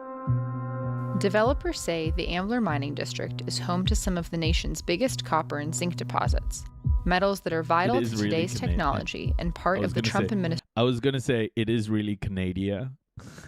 Administration's broader effort to compete with China. To access these minerals, the companies say they need a 211-mile gravel road, something the Biden administration repeatedly blocked before the Trump administration cleared the path. Well, thank you very much, everybody. We have a very big signing today having to do with Alaska. This was something that should have been long operating and making... But the government didn't just hand over the permit. It asked for something in return, a piece of the action. Hello, my name is Tony Giardini. I'm the president and CEO of Trilogy Metals, and I'm going to take a few minutes to talk to you about Trilogy and our exciting projects in Alaska. The government announced it would invest $35.6 million in Trilogy Metals for a 10% stake and granted the permit. She says worthless in the capitalist. We're losing our voice, our language. The land is the last thing, that we have. This is our home. Following the deal's announcement, Trilogy's stock surged from more than $2 to more than $11 per share. Investors netted millions of dollars, despite not a single ounce being mined. With the road's cost of construction potentially stretching into the billions of dollars, uncertainty over funding has fueled local opposition and taxpayers' concerns. Evansville Tribal Council chiefs Frank Thompson and Thomas Shanahan, prominent opponents, say that those pushing for the road are pressuring communities for support. There's a lot of strong arming going on, and it's really easy to pressure people into it. Trilogy Metals said in 2023 it would ship mineral concentrate to an Asian port. Now, with the government branding the project as an America First initiative, its ultimate destination remains uncertain. You're taking a product, loading it onto a truck, you're trucking it 211 miles over to the Dalton Highway. Now you got another 230 miles to Fairbanks. Are you going to take that material, load it onto rail, send it to Point McKenzie, and then it gets loaded onto a ship to go to China? How is that feasible to transport and handle this material, send it to China where you buy it back? How is it feasible? Sir, I think you meant China. He's right. He's talking about a real supply chain here, supply chain issue, where China are the only ones who process these materials, man, at the moment, at any sort of scale. He's right. He's right. Fucking up, like, pristine land for what? And they just say the ore is that good. No explanation. It's all speculative. It's always been someone else's minerals, and they need Alaska's money to be able to make it happen. Thank you, Rose. Appreciate. Among the most vocal champions of the project is the state's Economic Development Agency, the Alaska Industrial Development and Export Authority, or ADA. While ADA has received $1.4 billion in economic development funds over 4 decades, an analysis by the advocacy group Salmon State suggests the agency has cost taxpayers millions of dollars. The way ADA works with Native corporations and the state, and even, nationally with our congresspeople, it does seem like a concerted effort to take the Native voice away from tribes and put it into for-profit corporations. I'm Rico Duarte and grew up outside of Lucille. I wonder. Whenever like Europeans talk about mass immigration being a problem, I always think like, well, how did these Native Americans feel about Europeans coming over, bro? What do you think they thought about mass immigration? Europe. Europe should be the last continent to talk about mass immigration, honestly. To run Tracy because I wanted to have more input on what's going on out here, and I think I have a lot of experience. The Native people are probably 80% against the. Oh! Infantino! You're gonna go! Infantino! I just want FIFA to return back to just the basic sort of corruption. Just get back to your corruption roots. Stop with this like privatization and Uber corruption. Just get back to the normal sort of corruption you were taking part in. Keep things predictable. Right, we've got a breaking story from Sky News because the FA are set to withdraw support for FIFA president Gianni Infantino. They are to write to Infantino to withdraw a previous letter of support for his re-election. The Wales FA told Sky News last night that they were withdrawing their support. The Wales FA were the first football association to do that, and now looks the FA are going to follow suit. More on that story as we get it. Yep. The FAA has pulled out. But have they pulled out fast enough? Or have they given birth to another corrupt child? Who knows? Road, I would say. Money buys people. And you never know who's going to flip. I mean, you see PJ Simon. Yes, it was a pull-out joke, okay? Come on, everybody. Just grow the fuck up. It's okay. It's okay. It's okay to make pull-out jokes. He's all against the road, and then all of a sudden he's doing meetings and they're whining and dining him. Once a vocal opponent of the road, Allakaket chief PJ Simon reversed his stance, concluding that since mining is inevitable, the community should prioritize securing its share and give employment opportunities to the future generations here. In our interview of Simon, he declined to appear on film. Wales FA influenced by Wrexham. Is that the club that Ryan Reynolds owns? You know, we're not advocating to wipe out the whole planet. We support resource development for jobs, for retirement. President Trump, when he said drill baby drill, he also was mine baby mine. We've got to get back in the mining business. I support. Why does all of it sound, all of it sounds so sexual? Drill baby drill, Project Epic Thunder, Project Giant Hammer, I think it was, Project Midnight Thumping or something. Like, why is it all like this? What was it? Project Hormuzzi? What Trump and Bergen Project Grab Them by the Hormuzzi are doing. You know, you pick the good with the bad. I mean, what's best for Allakaket? One of the things I heard from a lot of people is, he's been paid off, he's been sold out, you don't want to hear from him. Sound like stripping. I could care less about what others are saying. They can have their own opinions. Native on native hate, it's alive and well. We only destroy ourselves if we don't work with industry. You talk about the coming wave. Well, this is the coming wave. There's huge politics behind all of this.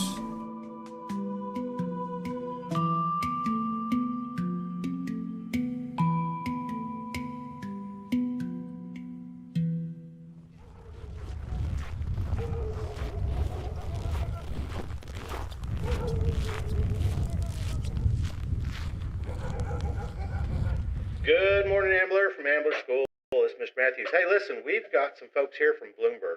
They're going to be out visiting today, or you can come visit with them at the school. But they're going to be here discussing the Ambler Road. Ambler Road. So if you want to come and talk to Bloomberg today, the doors are open. Come on up. Have a great Fabulous.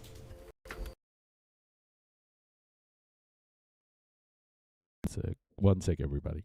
All right. Back in its holster. It's one of my favorite things about Alaska is that everyone's still got radios. Proponents of the road point to the potential for mining jobs in the near term and more specialized careers in the future.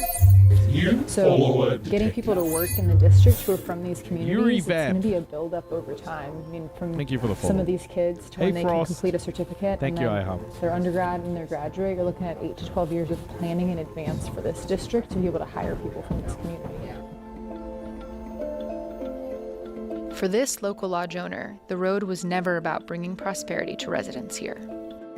The stock prices skyrocketed overnight and went up 300 or 400%, and now they're back down to where they were a month ago. And the people in the know that were watching this, made hundreds of thousands, if not millions of dollars overnight, and yet the villagers made nothing. So all those promises of riches in the area, I mean, that was a great example to show that it's not for the people in the area. It's for the people that already have enough money to invest in these things. Then they just need bigger stacks of money, apparently. Ready. The Trump administration says it is committed to acquiring 10% of Trilogy metals.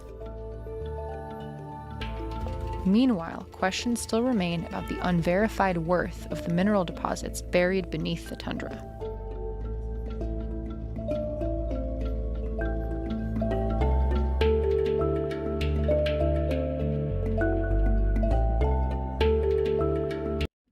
Guys, Count Binface's pledge to Clacton. Number 1, I will hold weekly constituency surgeries. Number 2, I will answer all letters and emails within 3 days. Number 3, for every day I spend overseas, I will spend 10 in Clacton. Number 4, any outside earnings will be donated to Clacton charities. Number 5, on a postcode lottery basis, I will help one family per week put their bins out. I like this guy. I really like this guy. Vote Binface!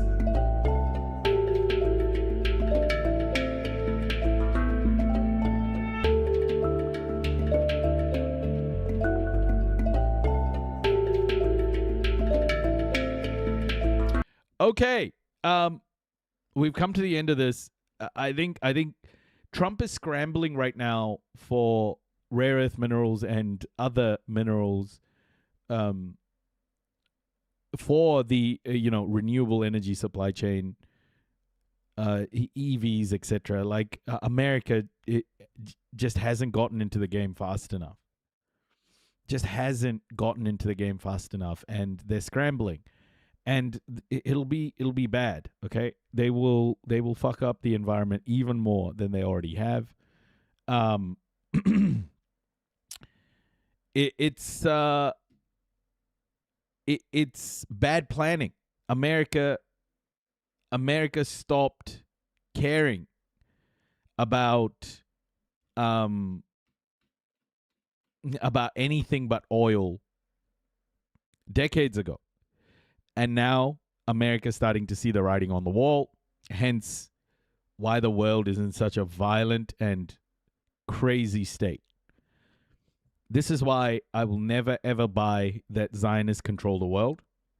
America is losing ground to China, which is why the things that are happening are happening. It's the West trying to maintain supremacy. And it's starting to taper off. And the West doesn't want that. So remember, guys, Israel is a tool. Israel is a tool of Western supremacy. And right now, the reason why Europe is not sanctioning Israel is because if Europe sanctioned Israel, Europe would be sanctioning itself, sanctioning its own project, sanctioning its own interests. That's why Europe cannot sanction Israel, will not sanction Israel. That's why America will not sanction Israel. That's why the West will not sanction Israel. And the reason why other countries won't, like in the global south, will react very much similarly is because any global south nation that takes action against Israel, America will go after them. Financially, in every way, tariffs, whatever, America will look to completely destroy that nation's future. And America here, you got to understand the core of everything that's happening is because America is trying to maintain its imperialist structure. America is trying to maintain Western dominance over the world. And it is doing everything in its power to make sure everybody else falls in line. Okay? So, Capital One, Trump, bank, anti-money laundering. I'm just going to use the bathroom, everybody. I'll be back.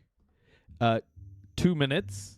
I'll be back in a second. And then we're going to get into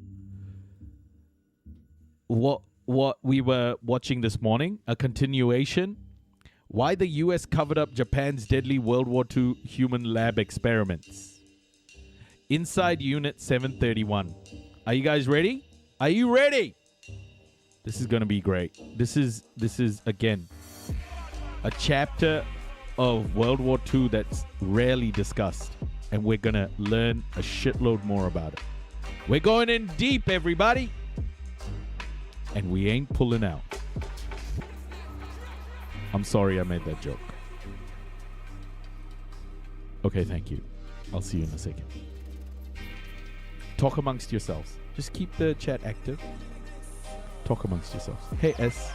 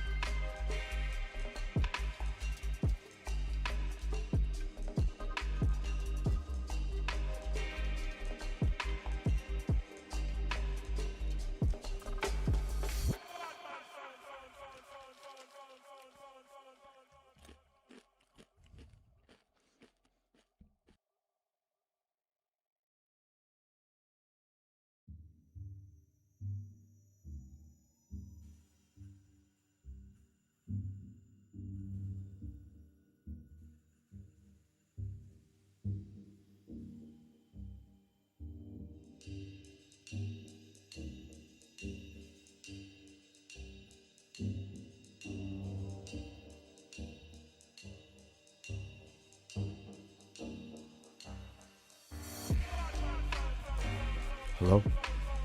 Hello. Check. Check 1, 2. Check. Check.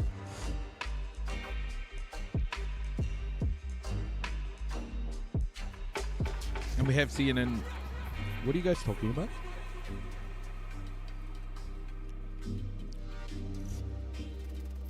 Okay, everybody. Just note that this is horribly graphic in terms of the way things are described. I am going to have dubbing ready for this one. So dubbing is ready. You can basically walk. You don't have to be watching the screen.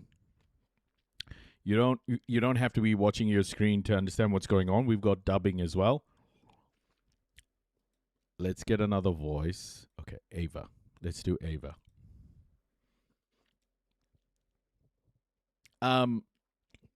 But this is extremely graphic description of what Unit 731, a unit in World War II, a Japanese unit in World War II that committed some of the most heinous atrocities imaginable.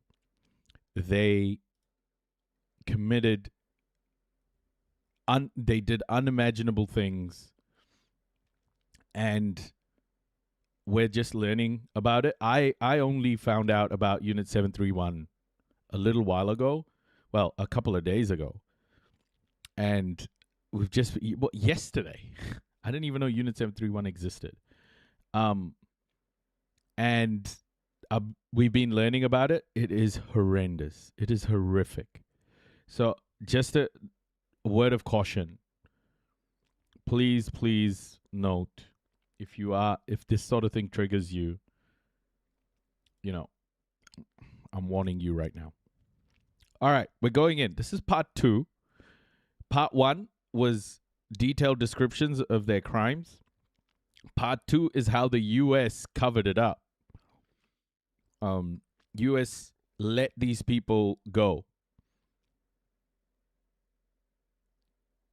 And here we are. Hope you're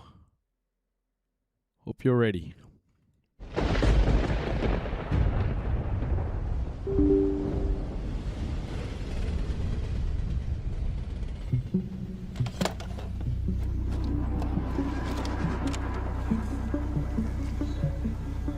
I'll also say a few words. So, Dad, could you go on? Well, maybe. I'm Greg Rodriguez. That's my father right there. When I was captured, I was sent to Manila, spent a week in Belgrade prison. The Japanese had told us that if anybody found out, they could kill them. They tortured those men for several days, and they made them dig their own graves, and they executed them. So happened that, Wow. This is the most I ever heard my dad talk about the experience. we loaded on the train and took the train from there to the Bucking Manchuria. I had an Hey, Mama Sunshine. fever in the camp, and I was unconscious for 10 days. The men were dying quite rapidly. He had injections. Didn't know what for.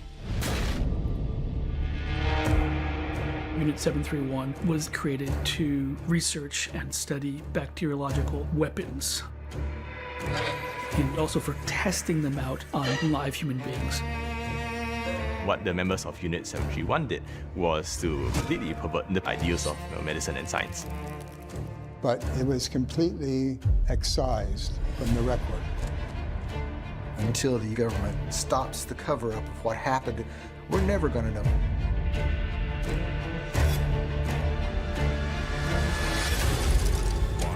Oh, do we need to have the Unit 731 files released? Are Unit 731 files have they been classified? What the heck?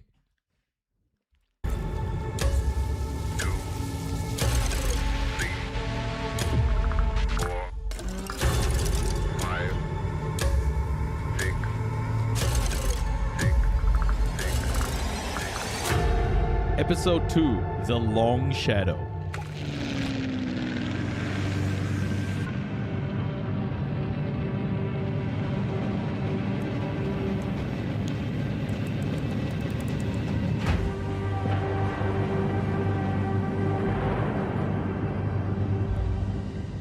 For Emperor Hirohito and for Japanese militarism, the war was lost. Japan sued for peace. As suddenly as it started, the war came to an end and surrender ceremonies aboard the Missouri. Without being invaded, without losing a foot of homeland, Japan was surely and utterly defeated.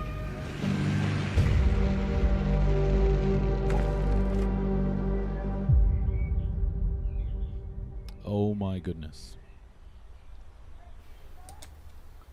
I'm drawn to good stories and trying to right injustice.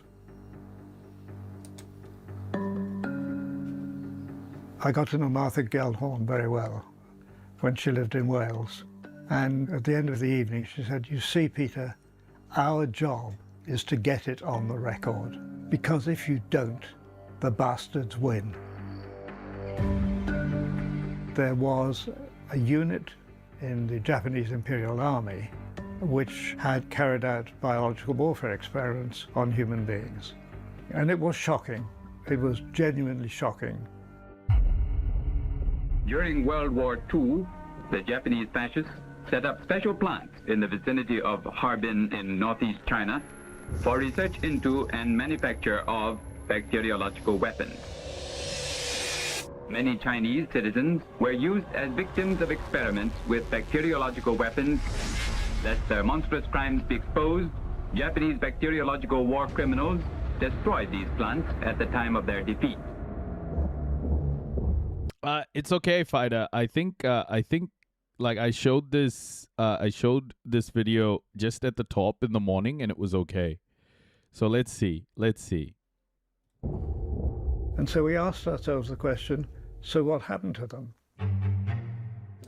We decided to target as many of the Unit 731 scientists. We did find a number. One of them had become the president of the Japanese equivalent of the British Medical Association. And so we decided that we would try and confront one of them. Dr. Kasahara was an emeritus professor at a major hospital. Our plan was to walk straight in and find him. We just walked through the front door. We got in the lift. We went up to floor 5, and he was in his office sitting behind his desk. I said to him, "Good morning, we'd like to ask you about your activities working for Unit 731. And there was a long pause. And then he said, "Yes." Dr. Shiro Kasahara. He's written many medical publications, some of them, I told him, undoubtedly based on his human experiments at Ping Fan. Kasahara admitted that he was ashamed of being involved. And then he tried to mitigate that guilt by saying, "But I think it was only 6 people."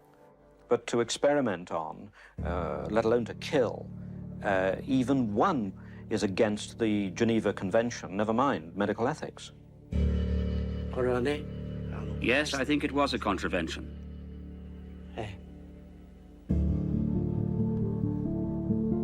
Like, this guy is a mass murderer. This guy is like possibly the responsible for the mass murder of hundreds of thousands, if not, of hundreds of thousands of people. And look at him just sitting there because of American political cover. I think the Japanese army was coward. That's an admission of guilt, without any doubt, very clearly. At that time, we were aware of the human experiments carried out by the Nazis in Germany. All the scientists who'd been involved in that had been prosecuted at Nuremberg.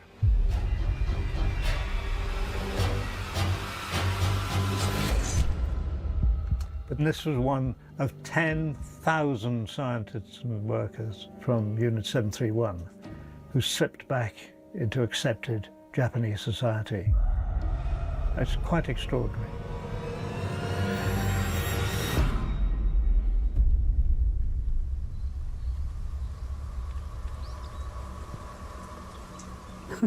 I had no idea how racist and fascistic Japanese society actually is. Like, I've been learning a lot about, Japan. This is the next level, I guess, but man,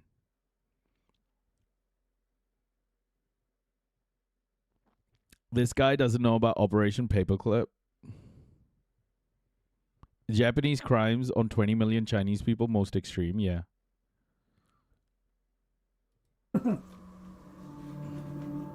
14歳の時の写真です。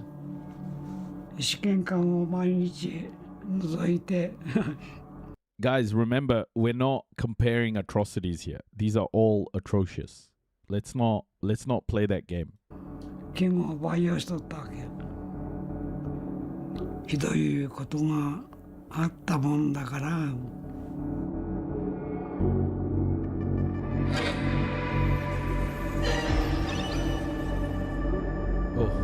この私がね、満州から帰って苦労はしましたね。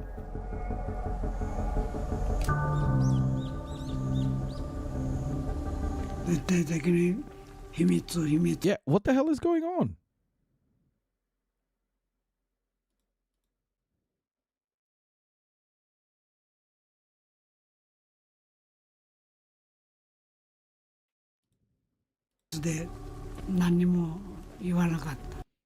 Currently does not support videos. What do you mean? It's there, bro.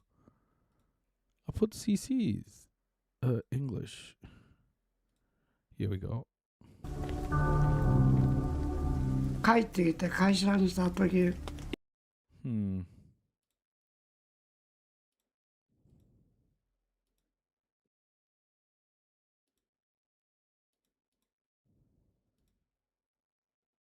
What's going on?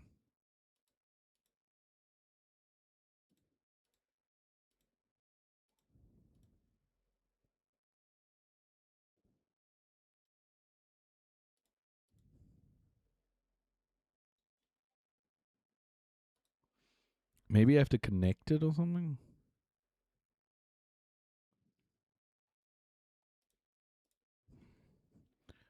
$7.48. Hold up.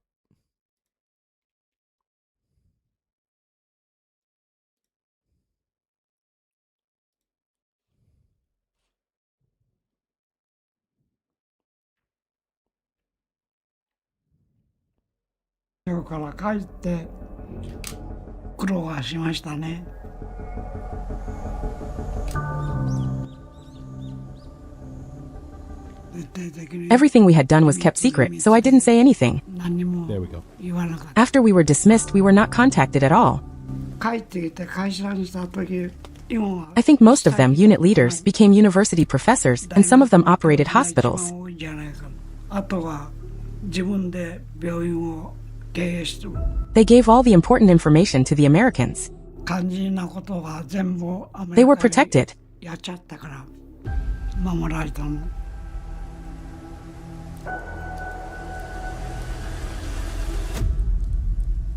Over in Tokyo, Japanese war criminals faced their trial led by ex-premier Tojo and Shigemitsu. Japanese war criminals faced their trial, led by ex-premiers Tojo and Shigemitsu. At the Tokyo tribunals, no one was tried for bacteriological warfare. Nobody in Unit 731 was prosecuted. Nobody was held accountable.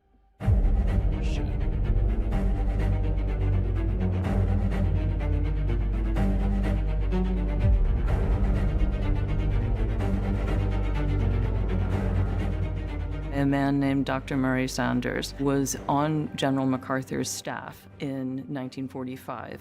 My mission was biological warfare. I was to find what the Japanese had done. I was to find what the Japanese had done. That's when he began to sense the enormity of Japan's weapons campaign and impressed upon MacArthur He said, well, get the data. value of this research. He said, well, get the data. We would not prosecute BW, biological warfare, workers as work. And the data came thick and fast after that. And the data came thick and fast after that. What happens is that the priorities of the Cold War, and in particular the confrontation between the United States and the Soviet Union, really started to take over the logic of the trials.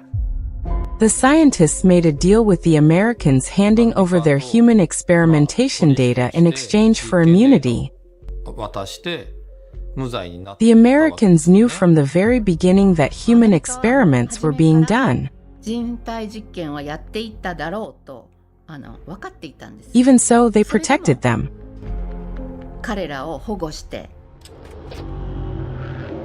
The United States took that material back to use for its own purposes in developing its own weapons of mass destruction.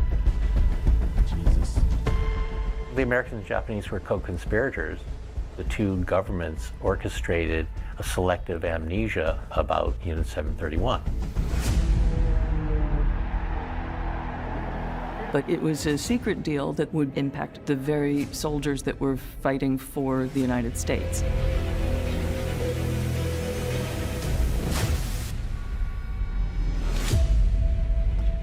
I can't believe America just let these people go, man. I can't believe that happened. By 1942, By 1942, the Japanese were celebrating victory in their first clashes with American land forces in the Philippines, Corregidor. These American troops were force-marched aboard Japanese ships, and in horrific conditions they were taken to Korea. They were joined by about 100 British and Australian prisoners of war and boarded trains to Manchuria to a place called Mukden. and boarded trains to Manchuria, to a place called Mukden.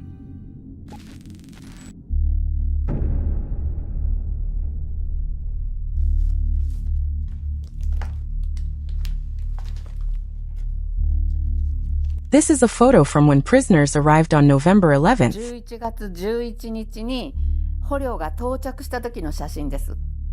This man here is Kawashima Joichi. この人が桑島ジョイチ。 He seems to have been a camera enthusiast.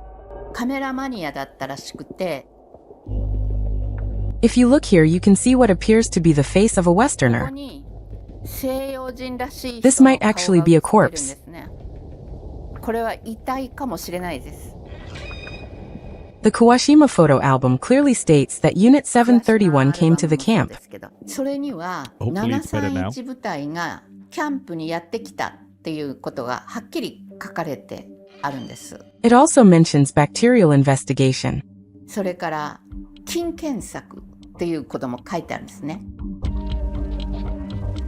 Japan was fighting the US and Britain at that time. 日本は米英と戦って I believe they wanted to investigate whether certain biological weapons might be ineffective against Caucasians. 細菌兵器でコケーシアン白人だから有効じゃない And they wanted to determine which bacteria were most それ effective. から一番有効な細菌は何であるか I believe that was the purpose for bringing them to Manchuria. そういう目的で、満州に彼らを連れてきたというふうに私は考えています。 Oh my gosh.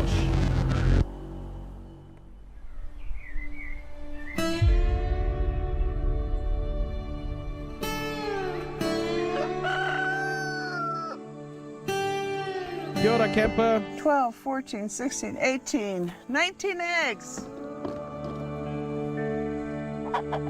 Oh my.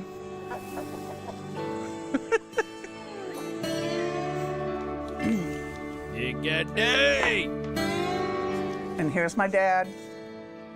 My father was held by the Japanese in Bakhtin, Manchuria. Oh. Here's my So daddy. young there. Remember that face? Huh? This was taken on the ship home after he was released. His eyes just look hollow. He's vacant. I knew early on that my dad was troubled. I mean, that wasn't explained to us, but yeah, we knew. Here, come. My earliest memory of him is learning how to wake him up when he was having nightmares from his experiences. I wasn't scared to do it. I just wanted to help him in any way I could. This is the NDA, non-disclosure agreement. The Japanese prisoners of war were required to sign this when they were discharged, saying that they would not discuss with anyone anything that happened while they were a prisoner of war. The United States government had said, you can't talk about it. Communications of any nature, whether by personal visit, telephone, telegraph, letters by such persons from next to kin, and on and on. My dad said we were at war. My government needs me to do this, therefore I'm not going to talk about it. Far out, man. An NDA? For him, his patriotism and love of country superseded anything that he could have done to help himself. Because there was a greater good, and I think that's how he thought of it. August 30th, 1945, the last beachhead. Japan. The might of a free people had come at last to triumph over the lords of war. To triumph over the lords of war. At Tsuji Airport, General of the Army, Douglas MacArthur, Commander-in-Chief of the United States Army Forces in the Pacific, designated Allied Supreme Commander to accept the surrender of the Japanese. Allied Supreme Commander to accept the surrender of the Japanese.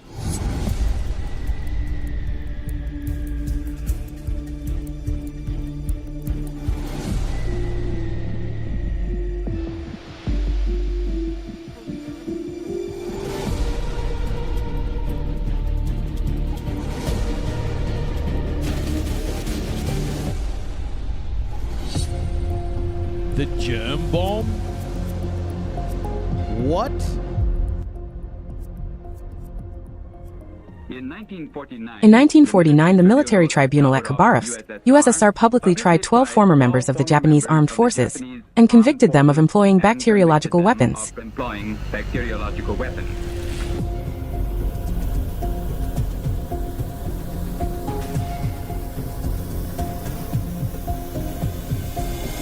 They had all pled guilty, and they all had confessions. The trial itself, even though it's an international attempt by the Soviets to bring this to light, it was in some measure for the Soviets to show the deficiency of the Tokyo trial. At the Tokyo tribunals, the Americans' deal was the Japanese scientists got off scot-free, but they also got paid for the information. Some of them go on to establish corporations that became incredibly lucrative.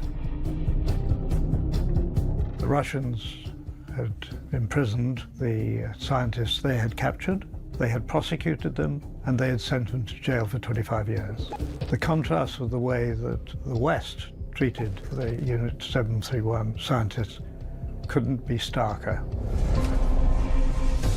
Hey, Kalyani, there were 12 welcome. men brought to trial, specifically charged with the crime of Unit 731's atrocities, to which General MacArthur described as an entire communist hoax.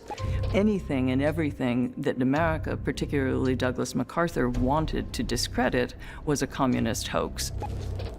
The U.S. government was determined to do this immunity deal rather than bring the perpetrators to justice. Everything they don't like, communist hoax. Unreal.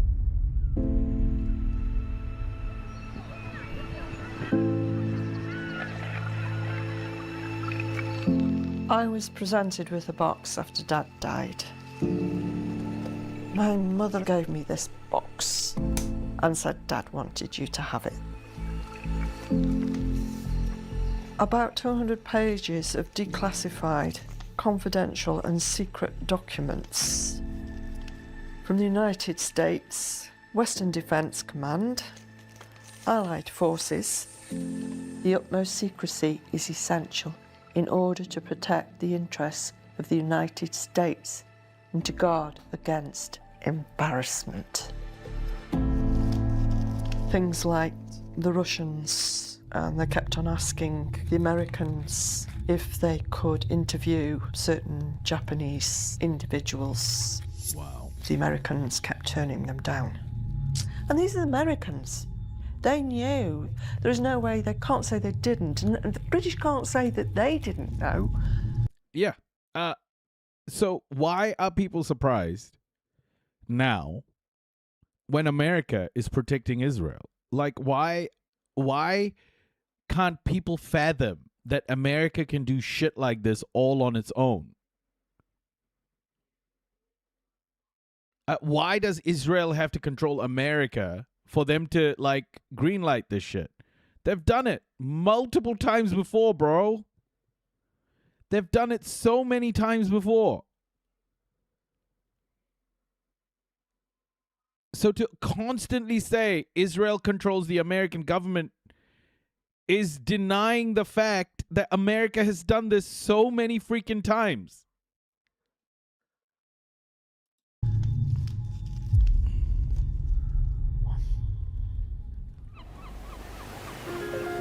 The United States of America. Dad was an adventurer. He would come home from work. He'd say, right, we've got a picnic together, we're off out. It was a loving family, an absolutely amazing childhood. So you don't think of your father being a prisoner of war. You just don't. They had a hospital with Japanese doctors. Dad worked in that hospital. Dad was telling me what they were doing to his comrades, to people that he knew, operating without anesthesia. He could hear them crying. screaming.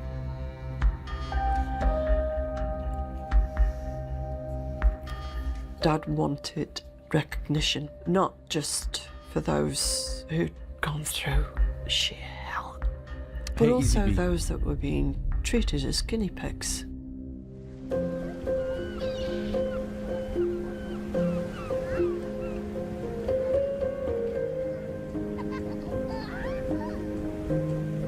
The US isn't trying to like undo the ICC because the ICC is trying to arrest Netanyahu. The US is undoing the ICC because they're scared the ICC will come after the US. Let's be clear on this. The US does not need anybody to lead it, to commit war crimes or provide political cover, legal cover. They've done it so many times in the past. I had my first tumour removed in 1987. They would just bomb The Hague. I've had 9 removed in all. Following. The problem is, like, if they bomb The Hague, they're bombing Netherlands. They're bombing NATO territory. Yeah, they can bomb The Hague, but you can't, those actions have consequences. They know it. They can't just bomb The Hague. The Hague Invasion Act, they can't execute that shit. They're going to be invading the Netherlands. That's World War III shit, bro. Remember, like, as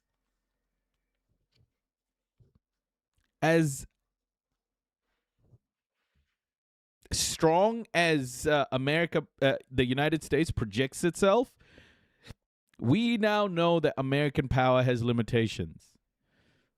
That's what's terrifying America right now, the United States. My sister's illness, the illness of other members of the family, siblings, the questions were there.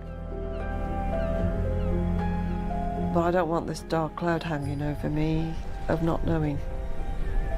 What was he injected with? How did it affect him? Have we got something or been given something that's altered our genetics in some way?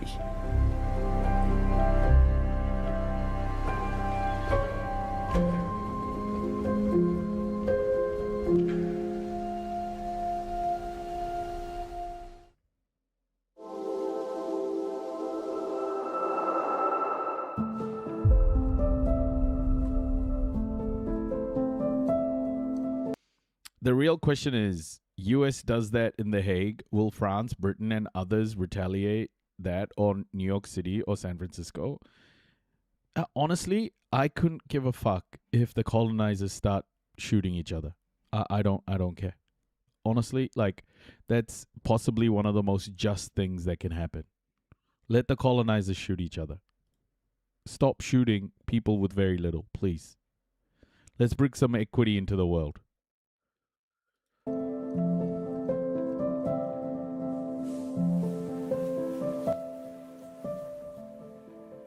这幅作品是2018年创作的。 It depicts Allied soldiers in a POW camp during their daily walk. 战俘营当中的盟军士兵每天放风的一个场景。 Every figure is based on historical photographs. These are soldiers from the US, the UK, and New Zealand. 这里面的盟军吧，它有这个美国的、英国的，还有这新西兰的。 Quick update. Hassan finds out. Hassan just found out on his live stream. Oh my God. Hassan found out on his live stream that Haley Stevens has no pathway to victory against Abdul al-Sayed. Oh my God, Haley internal leaked? Haley internal leaked? What? Really? Allegedly, Haley Stevens' pollsters called her up and told her there's no path to victory. There's obviously a mole in the campaign because I heard an hour ago that a pollster called her and she's down by 14 points. Is this wraps for the Haley Stevens campaign ahead of Tuesday? Update has now been triple confirmed by staffers close to the campaign. I mean, that's not surprising. It's just, if an internal is showing 14, I might be right. remember I told you two things. I said 60 and I said plus 20. But the people that I've talked to, on the ground, like, you know, their estimates are far more conservative than mine. Yeah. Haley Stevens fucked. I often search for materials online. I came across the history of the Allied POW camps. This chapter of history has not been fully documented. In fact, much of it has been obscured.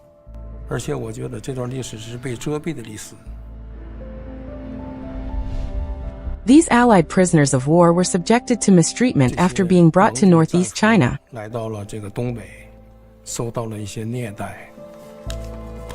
I saw how thin and emaciated these Allied soldiers were.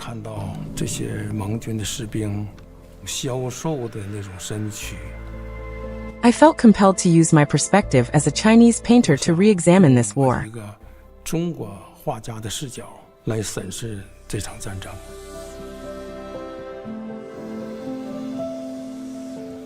Among these fallen soldiers, some survivors returned to their home countries while many were laid to rest in the soil of Fengtian, Mukden.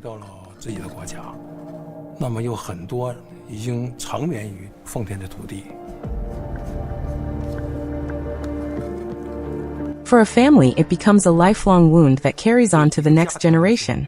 A shadow that can never be erased from their hearts.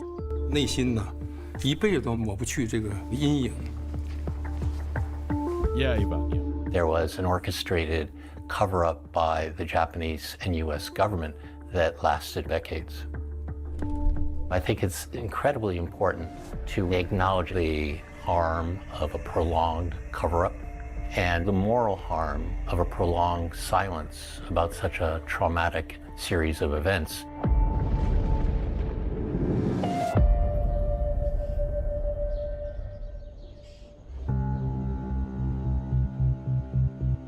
My father ended up in Mukden, Manchuria. It was not a rosy picture. When my father was liberated, he weighed between 89 and 90 pounds, 21 years old. The American doctors told him that he would never have children because his body had deteriorated so much that it had eaten a lot of his internal organs and such. So he came back to Henrietta and got married and had 6 kids just to prove him wrong. He was fucking. He was in the hospital quite a lot and was absent from my life.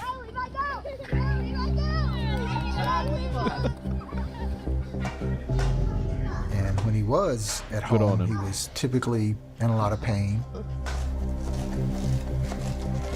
He would just randomly start suffering from fevers that would keep him bedridden for days. It impacted the way my father lived the rest of his life. He told us a story about a time that he was gravely ill. He remembers waking up and seeing a Japanese doctor waving a feather under his nose.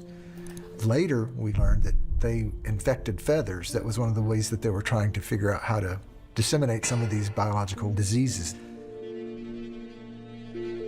Years later, my father had one of these periodic fevers.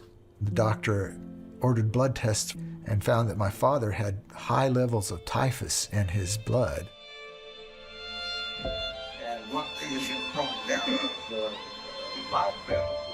And growing up, I always wanted to measure up to the courage that he had to survive 3 years in a prison camp. Of course, the men gathered around me and They said, "We'll hide you where the Japanese can't find you." And I told them, I said no. I said if I hide. My father was so against manga. The Japanese were indifferent to the suffering of POWs. If the Japanese were experimenting with vaccines and immunizations, it does illustrate that the doctors involved have abandoned ethics because they believe that the science is the objective, or the objective is, basically to win the war. The Americans and Japanese orchestrated a selective amnesia about Unit 731. They pushed it into the crypt of taboo history and hoped that it never would be exhumed. This is so, like, I can't believe I'm just learning about it now. Like, it's insane, man.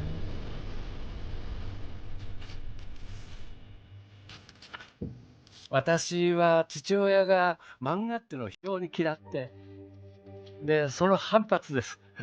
で、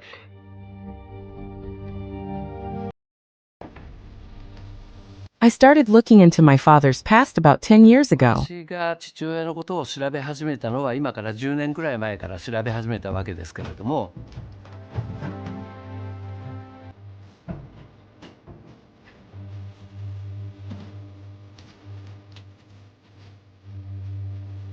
My father.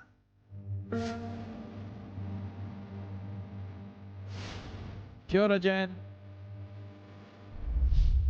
At this time, he got promoted to the rank of warrant officer. 時に初めて準尉っていう、階級に上がったんです。Unit 1644 was located in Nanjing. で、1644中品貿易給水部は But while it's still unknown, I think it's the same organization as Unit 731. 731と全く同じ、まだ全然知られてませんけれども、731と同じ組織 The bacteria cultivated in both units were used in germ warfare. ったものと1644で作ったものを合わせて細菌戦をやってます。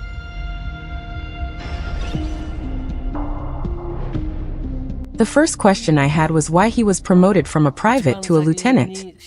やっぱり疑問に思ったのが、なんで二等兵から始めて中尉までなれたんだろうかっていうのが一番 In a 不思議に war, 思った。 when you manage to succeed, it means you must have killed many people. Isn't that always the case? 人を殺したとか、そういうことになるわけじゃないですか。I really didn't ask him anything. I feel regretful about it now. 実態を聞けたんではないかと思って今非常に残念に思ってます。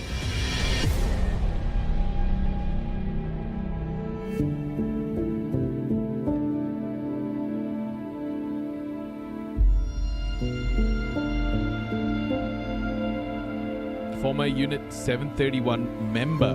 Wow. Yeah, we saw him in the last episode. About 5 or 6 years ago, I saw that Hideo Shimizu was going to give a speech, so I went to listen to him. 清水さんの講演会があるっていうのを見て、でその講演会に After that, we began to keep in touch. それからいろいろなお付き合いをさせていただいて、 Hello. Long time no see. Long time no see. Hello. Sit over there. Thank you. I love this. If he was involved in germ warfare, he would have been part of a very inhumane act. とすれば、まあちょっと別の問題ですけれども、非常に非人道的なことをやったっていうことになるわけですが。But a soldier can't express his will, so the order he was given was 兵隊さん absolute. っていうのは自分の意思っていうのを表すわけにはいきませんから、だから言われた命令っていうのはもう命令で絶対ですから。It's unimaginable for a 14-year-old to go through such an experience in life. 時に経験されたとするされた経験としてはもうこれは我々は想像できない要するに経験だと思うんですよ。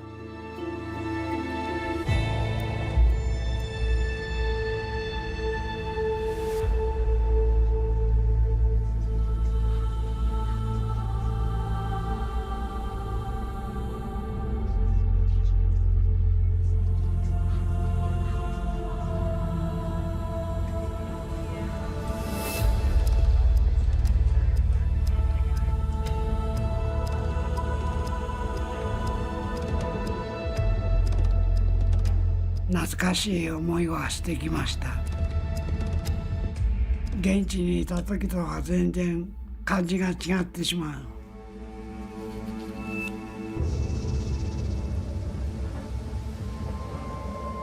ハルビンに行った時には私は清水さんの付き添いというようなことを自分では考えてましたんで、まあ実際ああいうその Hold on. It seemed to turn it off.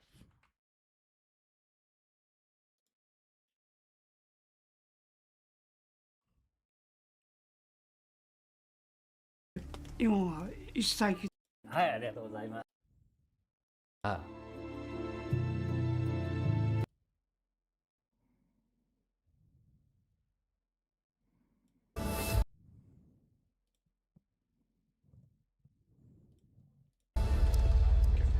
We're back. We're back.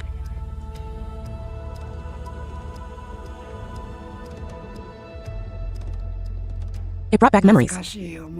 The feeling was completely different from when I was there. 現地にいた時とは全然感じが違ってしまう。 When I went to Harbin, I thought I would just accompany Shimizu. ハルビンに行った時には私は清水さんの付き添いというようなことを自分では考えてましたんで。 But when we visited the site, I learned that such dreadful things had actually happened there. その現場を実際直に見せていただいたもんですから、こういうところでこういうことが行われたんだなっていうことは思って帰ってきました。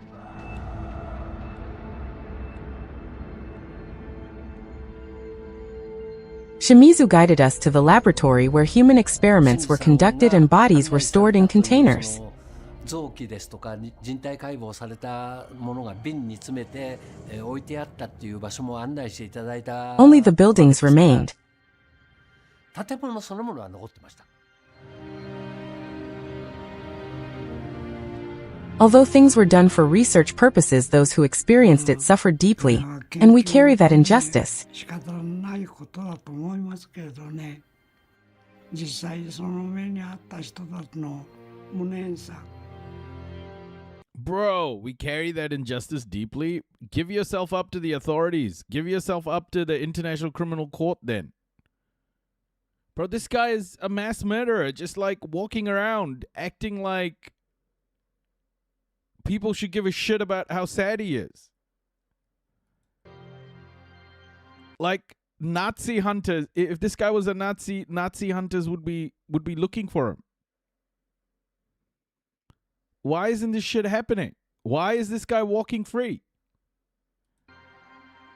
私たちは本当にそういう無念さを強いられとったんです。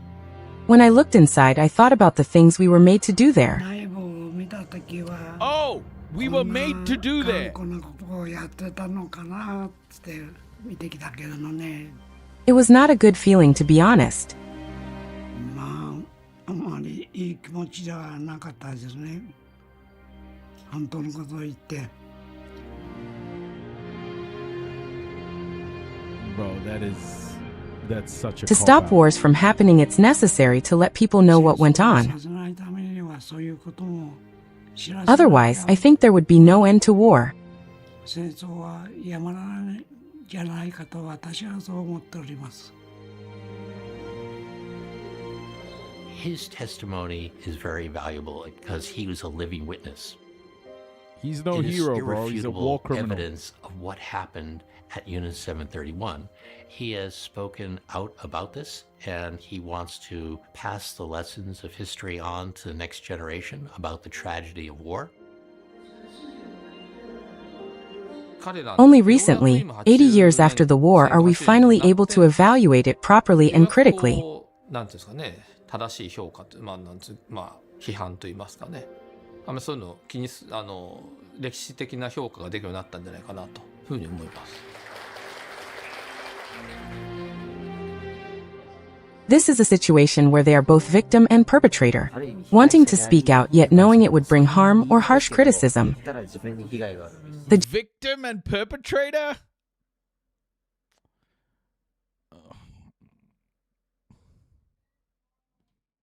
Just the perpetrator, bro. This guy is a sick individual, did sick shit, and now he's looking for... Oh, man. He should be at The Hague. Japanese government doesn't acknowledge it in the first place. I feel they want to pretend it never happened. I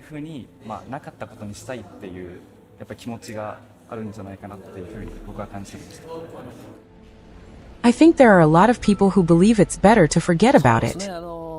こんな話はね、もう忘れてしまった方がいいって But what they did is a fact, and I think it's necessary to record it properly. やったことは事実ですから、事実は事実としてやっぱりどこかできちんと残しておく必要はあると思うんです。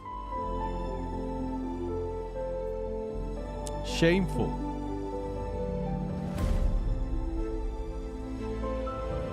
Hey Pinknet, welcome. This is shameful stuff.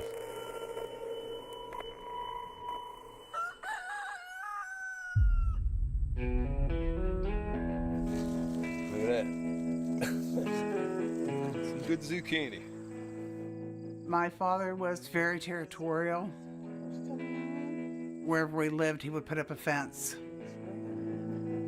Cletus. My daughters and I always talk about generational trauma because every house we've lived in, we put up fences. I really love my father. He was fiercely protective of his family, especially since we were girls. He had a great sense of humor, but he was also very complex, a complex man.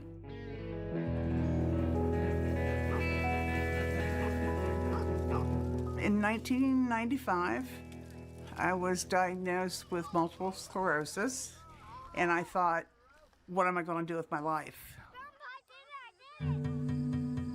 I said, oh, I'll research my dad.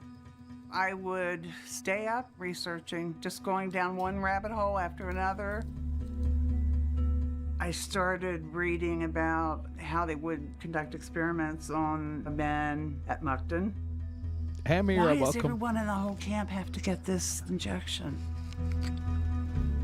What kind of shot is it? They wouldn't tell him.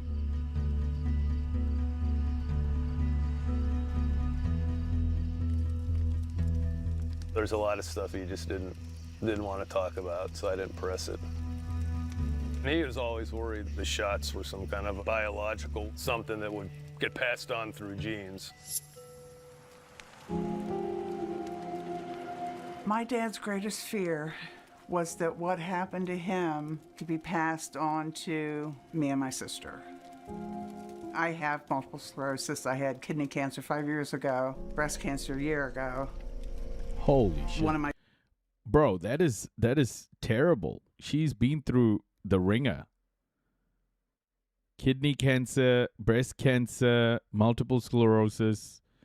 Damn, lady, that you're a fighter. That sucks, man.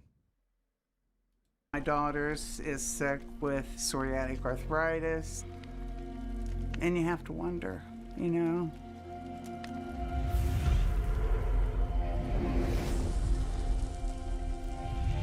The United States of America will renounce the biological warfare may profoundly affect the health of future generations. The use of chemical and biological weapons has long been viewed with revulsion by civilized nations. No peacemaking institution can ignore the use of those dread weapons and still live up to its mission. Can ignore the use of those dread weapons and still live up to its mission. Successive U.S. administrations have publicly opposed biological warfare. Yet, none have fully disclosed the material obtained from Unit 731's human experiments.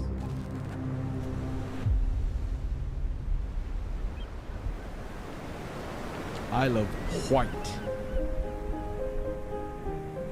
My grandfather was Major Robert Peaty.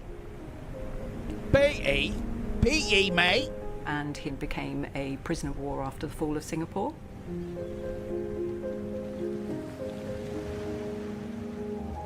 After the fall of Singapore.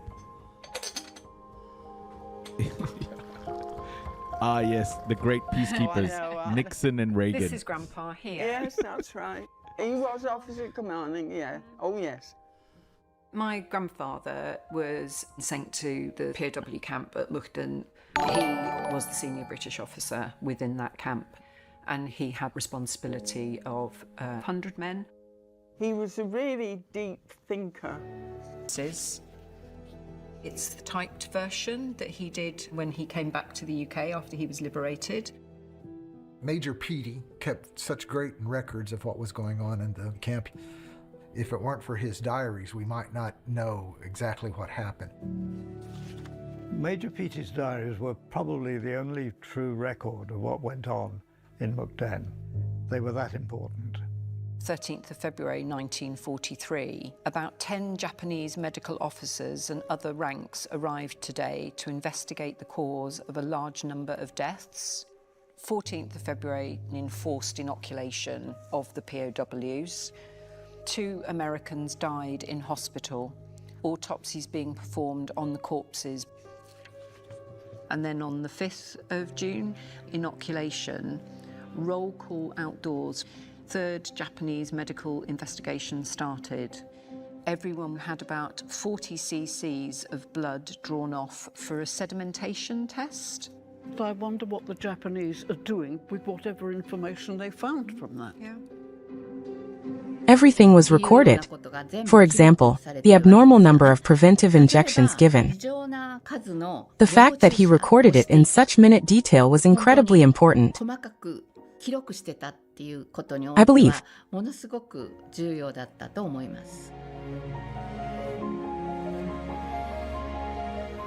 The risk of maintaining a diary as a prisoner of war would have been the most terrible punishment.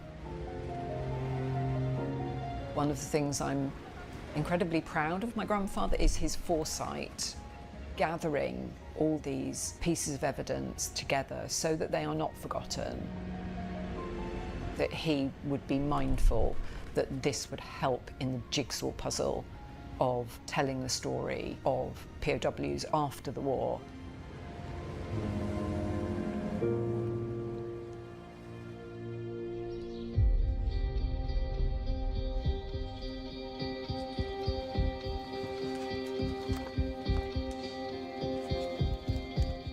This was the POW reunion in Albuquerque, New Mexico.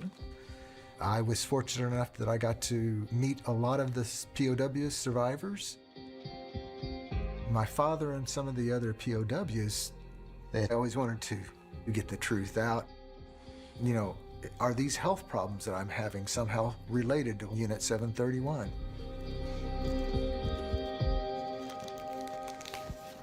This is a picture of my father and my brother. My older brother, Greg, first read about what happened at Unit 731 in the Journal of Atomic Scientists. He became obsessed with Unit 731 and whether or not these experiments had been done on my father and the other POWs. As far as I know, he's the only person who ever lobbied Congress. I have secured a number of documents which have not been published, and I'm going to be providing them to the U.S. Senate Veterans Affairs Committee. I've had 2 hearings before Congress. At that time, I called for compensation for these men because they were subjected to some brutality during captivity. Because they were subjected to some brutality during captivity. Greg was really driving toward compensation for these men to make right what had happened to them.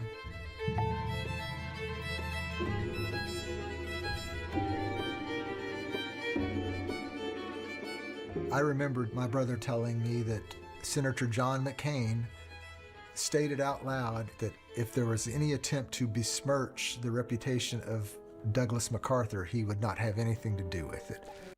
There weren't Americans in, like, there were POWs, yeah, but America helped cover up what happened because they made deals with the Japanese people to use their findings. That really hampered the effort to uncover the cover-up because it was General MacArthur that basically created the cover-up. So after years of effort, it seemed like nobody was ever going to do anything about Unit 731. Go home, don't talk about it, forget about it. The cover-ups continued at the highest levels. Even to this day, it's an effort between Japan and the United States government to suppress knowledge about it.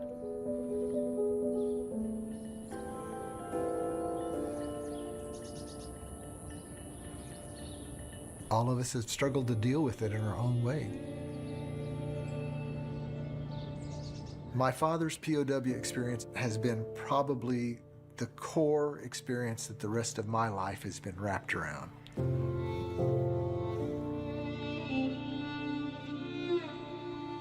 There are so many children of survivors, and I think they all deserve to know.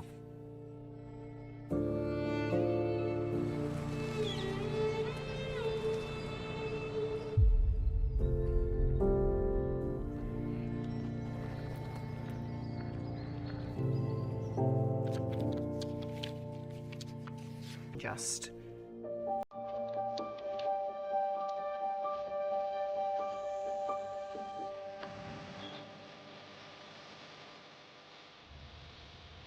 It's the legacy of war.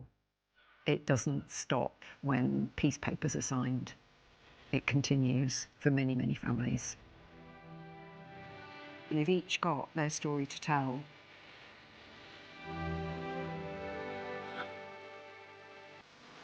Here we are, 80 years later, and there is still so much unknown.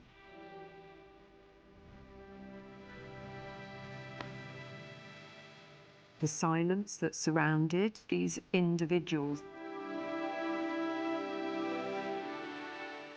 their lived experience is quite overwhelming. Angus, hey Noor, hey Shani, welcome.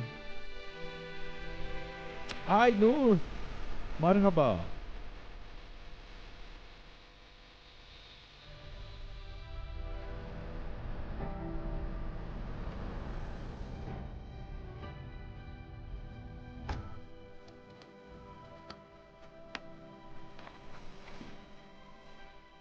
Hey, Daddy. I wrote you a song. Now, you remember how well I sing, Daddy, so don't criticize.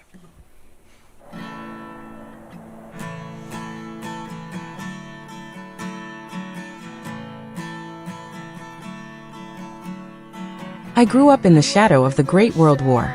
This is gonna be great. Tried to have courage like my father did before.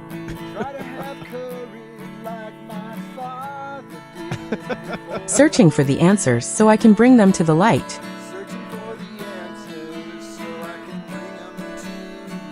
A family legacy, I'll never give up the fight. Let's go, AI voice. 'Cause it's a miracle I'm even here at all. It's a miracle I'm even here at all. I love you, Daddy. I hope you hear this up in heaven.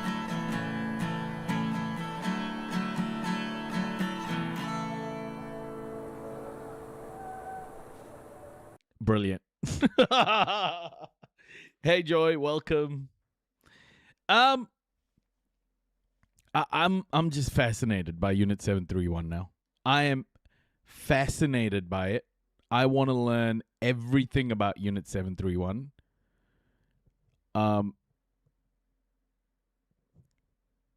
Release the 731 files. Yeah. Bro, give us the files. Where are the 731 files, everybody?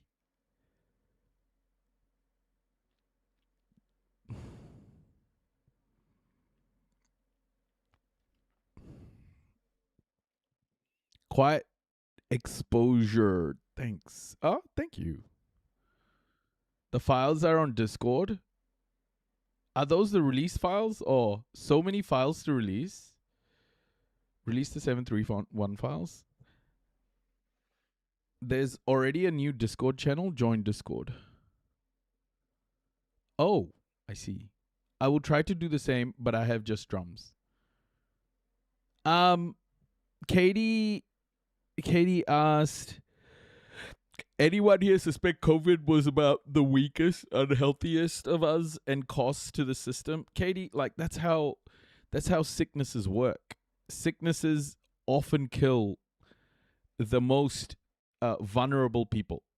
That's why people ask everyone to get vaccinated.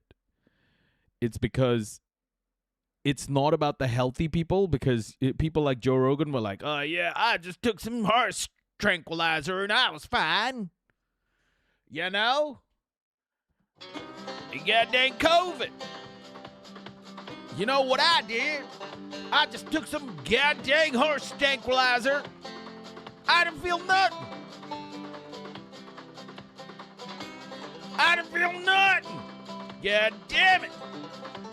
You. In fact, I got my giddy up. Giddy up.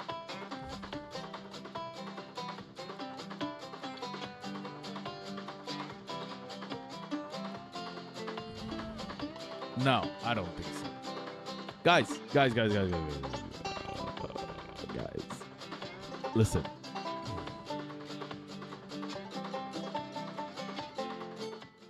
Listen.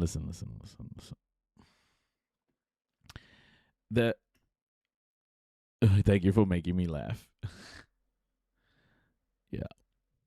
I just took some goddamn horse tranquilizer. Now I can't stop jumping over shit. I just keep jumping over shit and eating grass. It ain't even hay. I'm just eating grass, man.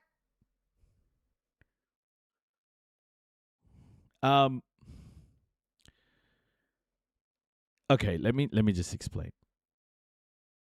Let me just talk to you guys. I know it's easy to start thinking about these things after the fact as an engineered bioweapon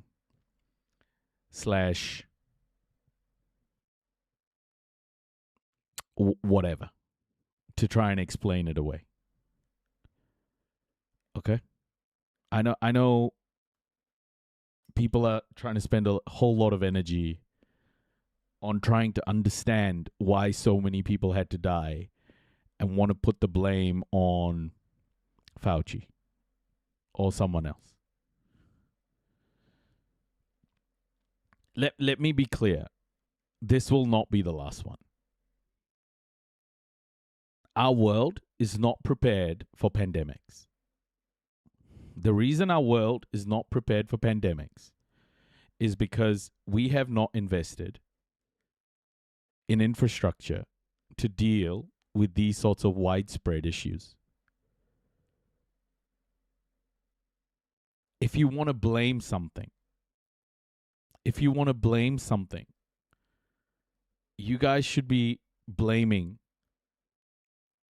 capitalism and the unregulated push to make profits by exploiting labor. The experimentation side of it, the more you think about the experimentation side of it, you waste your energy. You waste your energy on the solution.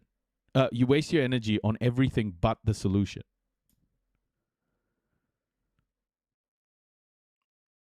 I think the world needs to focus on how to make sure it doesn't happen again.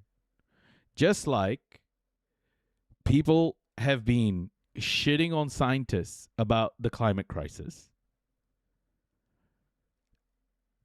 instead of focusing on the evolving climate crisis that is going to... Here's the thing, right? Here's the perfect storm that's brewing right now. Do you want me to... Let me speak about the perfect storm. The perfect storm. Now we have climate crises. The West has far more infrastructure to deal with the climate crisis.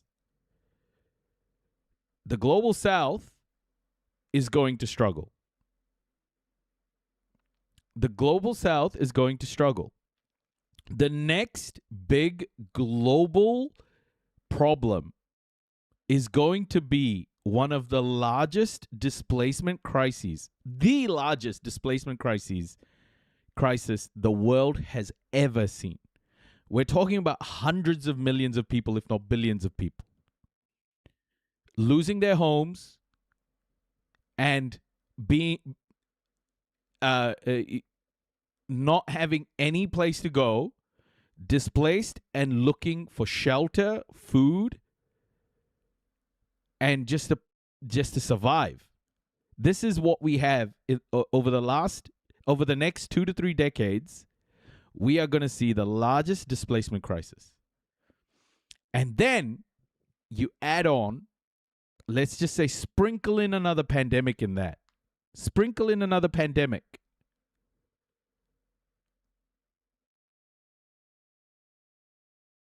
We're talking about mass death events happening together. And you think Europe closing its borders is going to do anything in that situation? There's nothing that's going to stop this. This is billions of people trying to get over borders, trying to find homes, trying to find shelter, food, everything. And it's because we have built a world that continues to suck resources out of from so many people and leaves these people in complete squalor. That's the problem that we are heading towards. And people thinking that like the COVID crisis is engineered are right. It is engineered by capital, by capitalism. It is engineered. All of this is engineered. So don't start trying to find a single scapegoat for this. This is the system the world has built. If you're in the West, this is the system that gave you your privilege. This is the system that gave white people white privilege.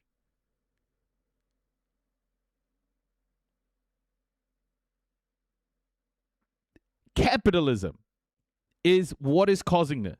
It is engineered, but you're not thinking big enough. And I am going to tell you right now, we have not even scratched the surface on what's coming at the human race. Not even a little bit. Droughts, floods, just wild weather. We're scratching the surface. And you mix in a pandemic and all of that, you mix in a little bit of war, you mix in all of this stuff, you have mass death. And we are careening headfirst towards this situation. And no one is doing anything. They're still fighting over fucking rare earth minerals, bro.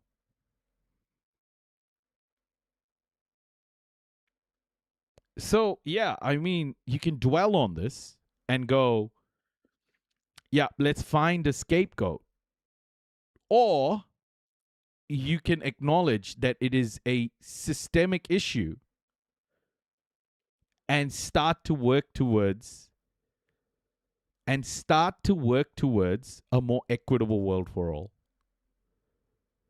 We cannot keep pretending that a problem is going to be solved by reading the Epstein files, by finding, I mean, we have to obviously get justice for these things, but once justice is gotten, it's not going to end the system, right? Individuals will get held to justice, and that's great,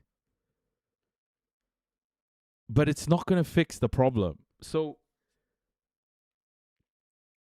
So guys, there is a brewing perfect storm right now, and it is a disaster waiting to happen. What you saw from Morocco is an example of capital using literal human beings as weapons of war, refugees who have very little, 50,000 refugees being used as leverage. It's going to happen all around the world. And 50,000, nothing compared to what's coming. So you want to like think up all of these different scenarios? Well, they're happening. And there's a perfect storm brewing that you can't even fucking imagine.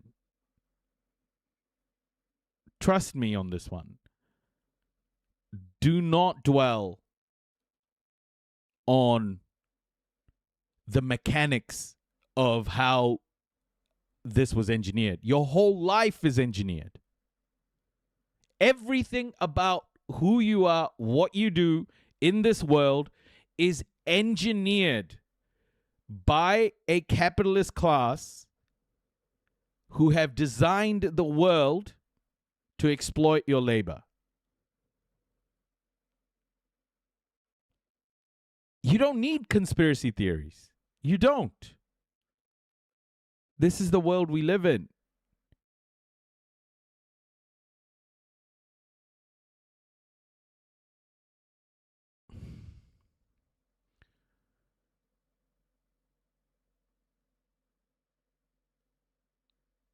So don't dwell on this stuff. We have to think ahead. We have to think ahead. We have to think about progress. We have to think about equitable outcomes for all. The more we center the world around the West, the more we're heading towards the perfect storm. We have to work for justice, for equitable outcomes for everybody. And for me, what I'm seeing with like attacks on Fauci, attacks on individuals, I bet you now, after Jeffrey Epstein has died, he's been replaced by somebody else.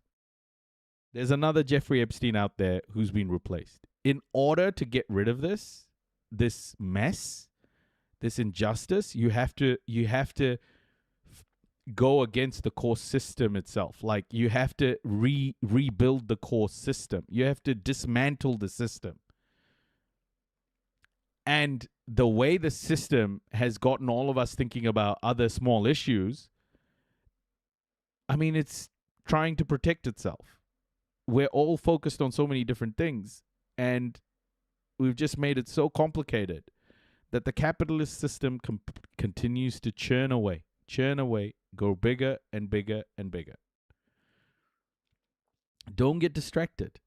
Don't get pulled into random conspiracy theories that is going to take your time. Even if there's an ounce of truth in that, just know the system that's causing all of this is the same system.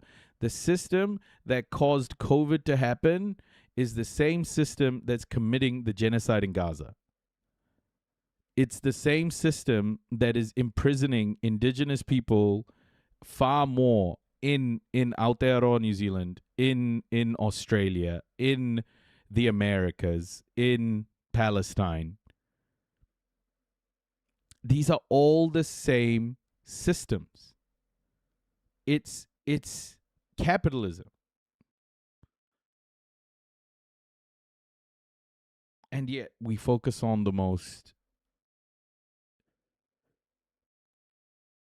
obscure of details. For what?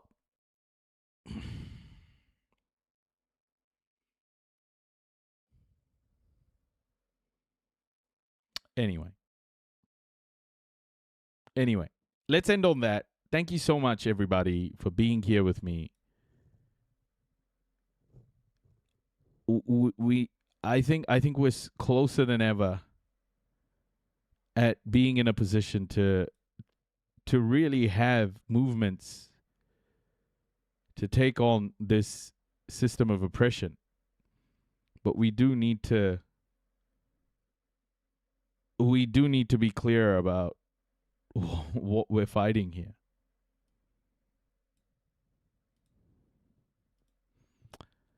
In any case, I will catch you all soon. Hey, who are we rating, folks? Who are we rating? But do not forget your constitutional rights. The Declaration of Independence does not talk about pandemics and climate change. It's fake news. Yeah, RFK Jr. RFK Jr. Oh my goodness, dude. RFK's interview was just nuts. I can't believe it. Yeah, RFK did an interview with Dana Bash, and yeah, it's about it's just after midnight here. It's 12:15 a.m. Oh, exactly. Yeah, we can do Jason. If pandemics were real, our founding fathers would have done something about it. Nah, it's not 2 to 3 a.m. No, it's not.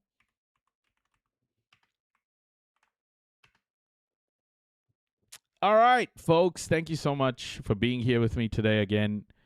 I appreciate all of you. Pandemics don't exist. Yeah.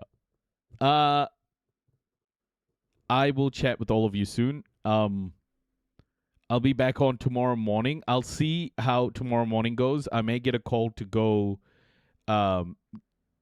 pick up Ginger potentially. So maybe we can do a doggo stream tomorrow.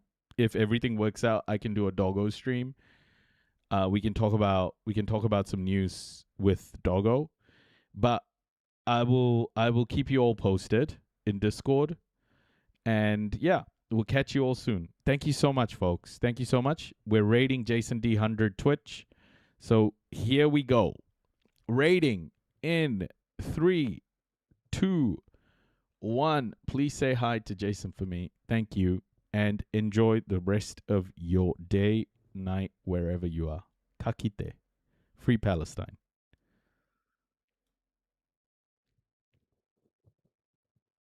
Kakite, everybody. Free Palestine. Take care.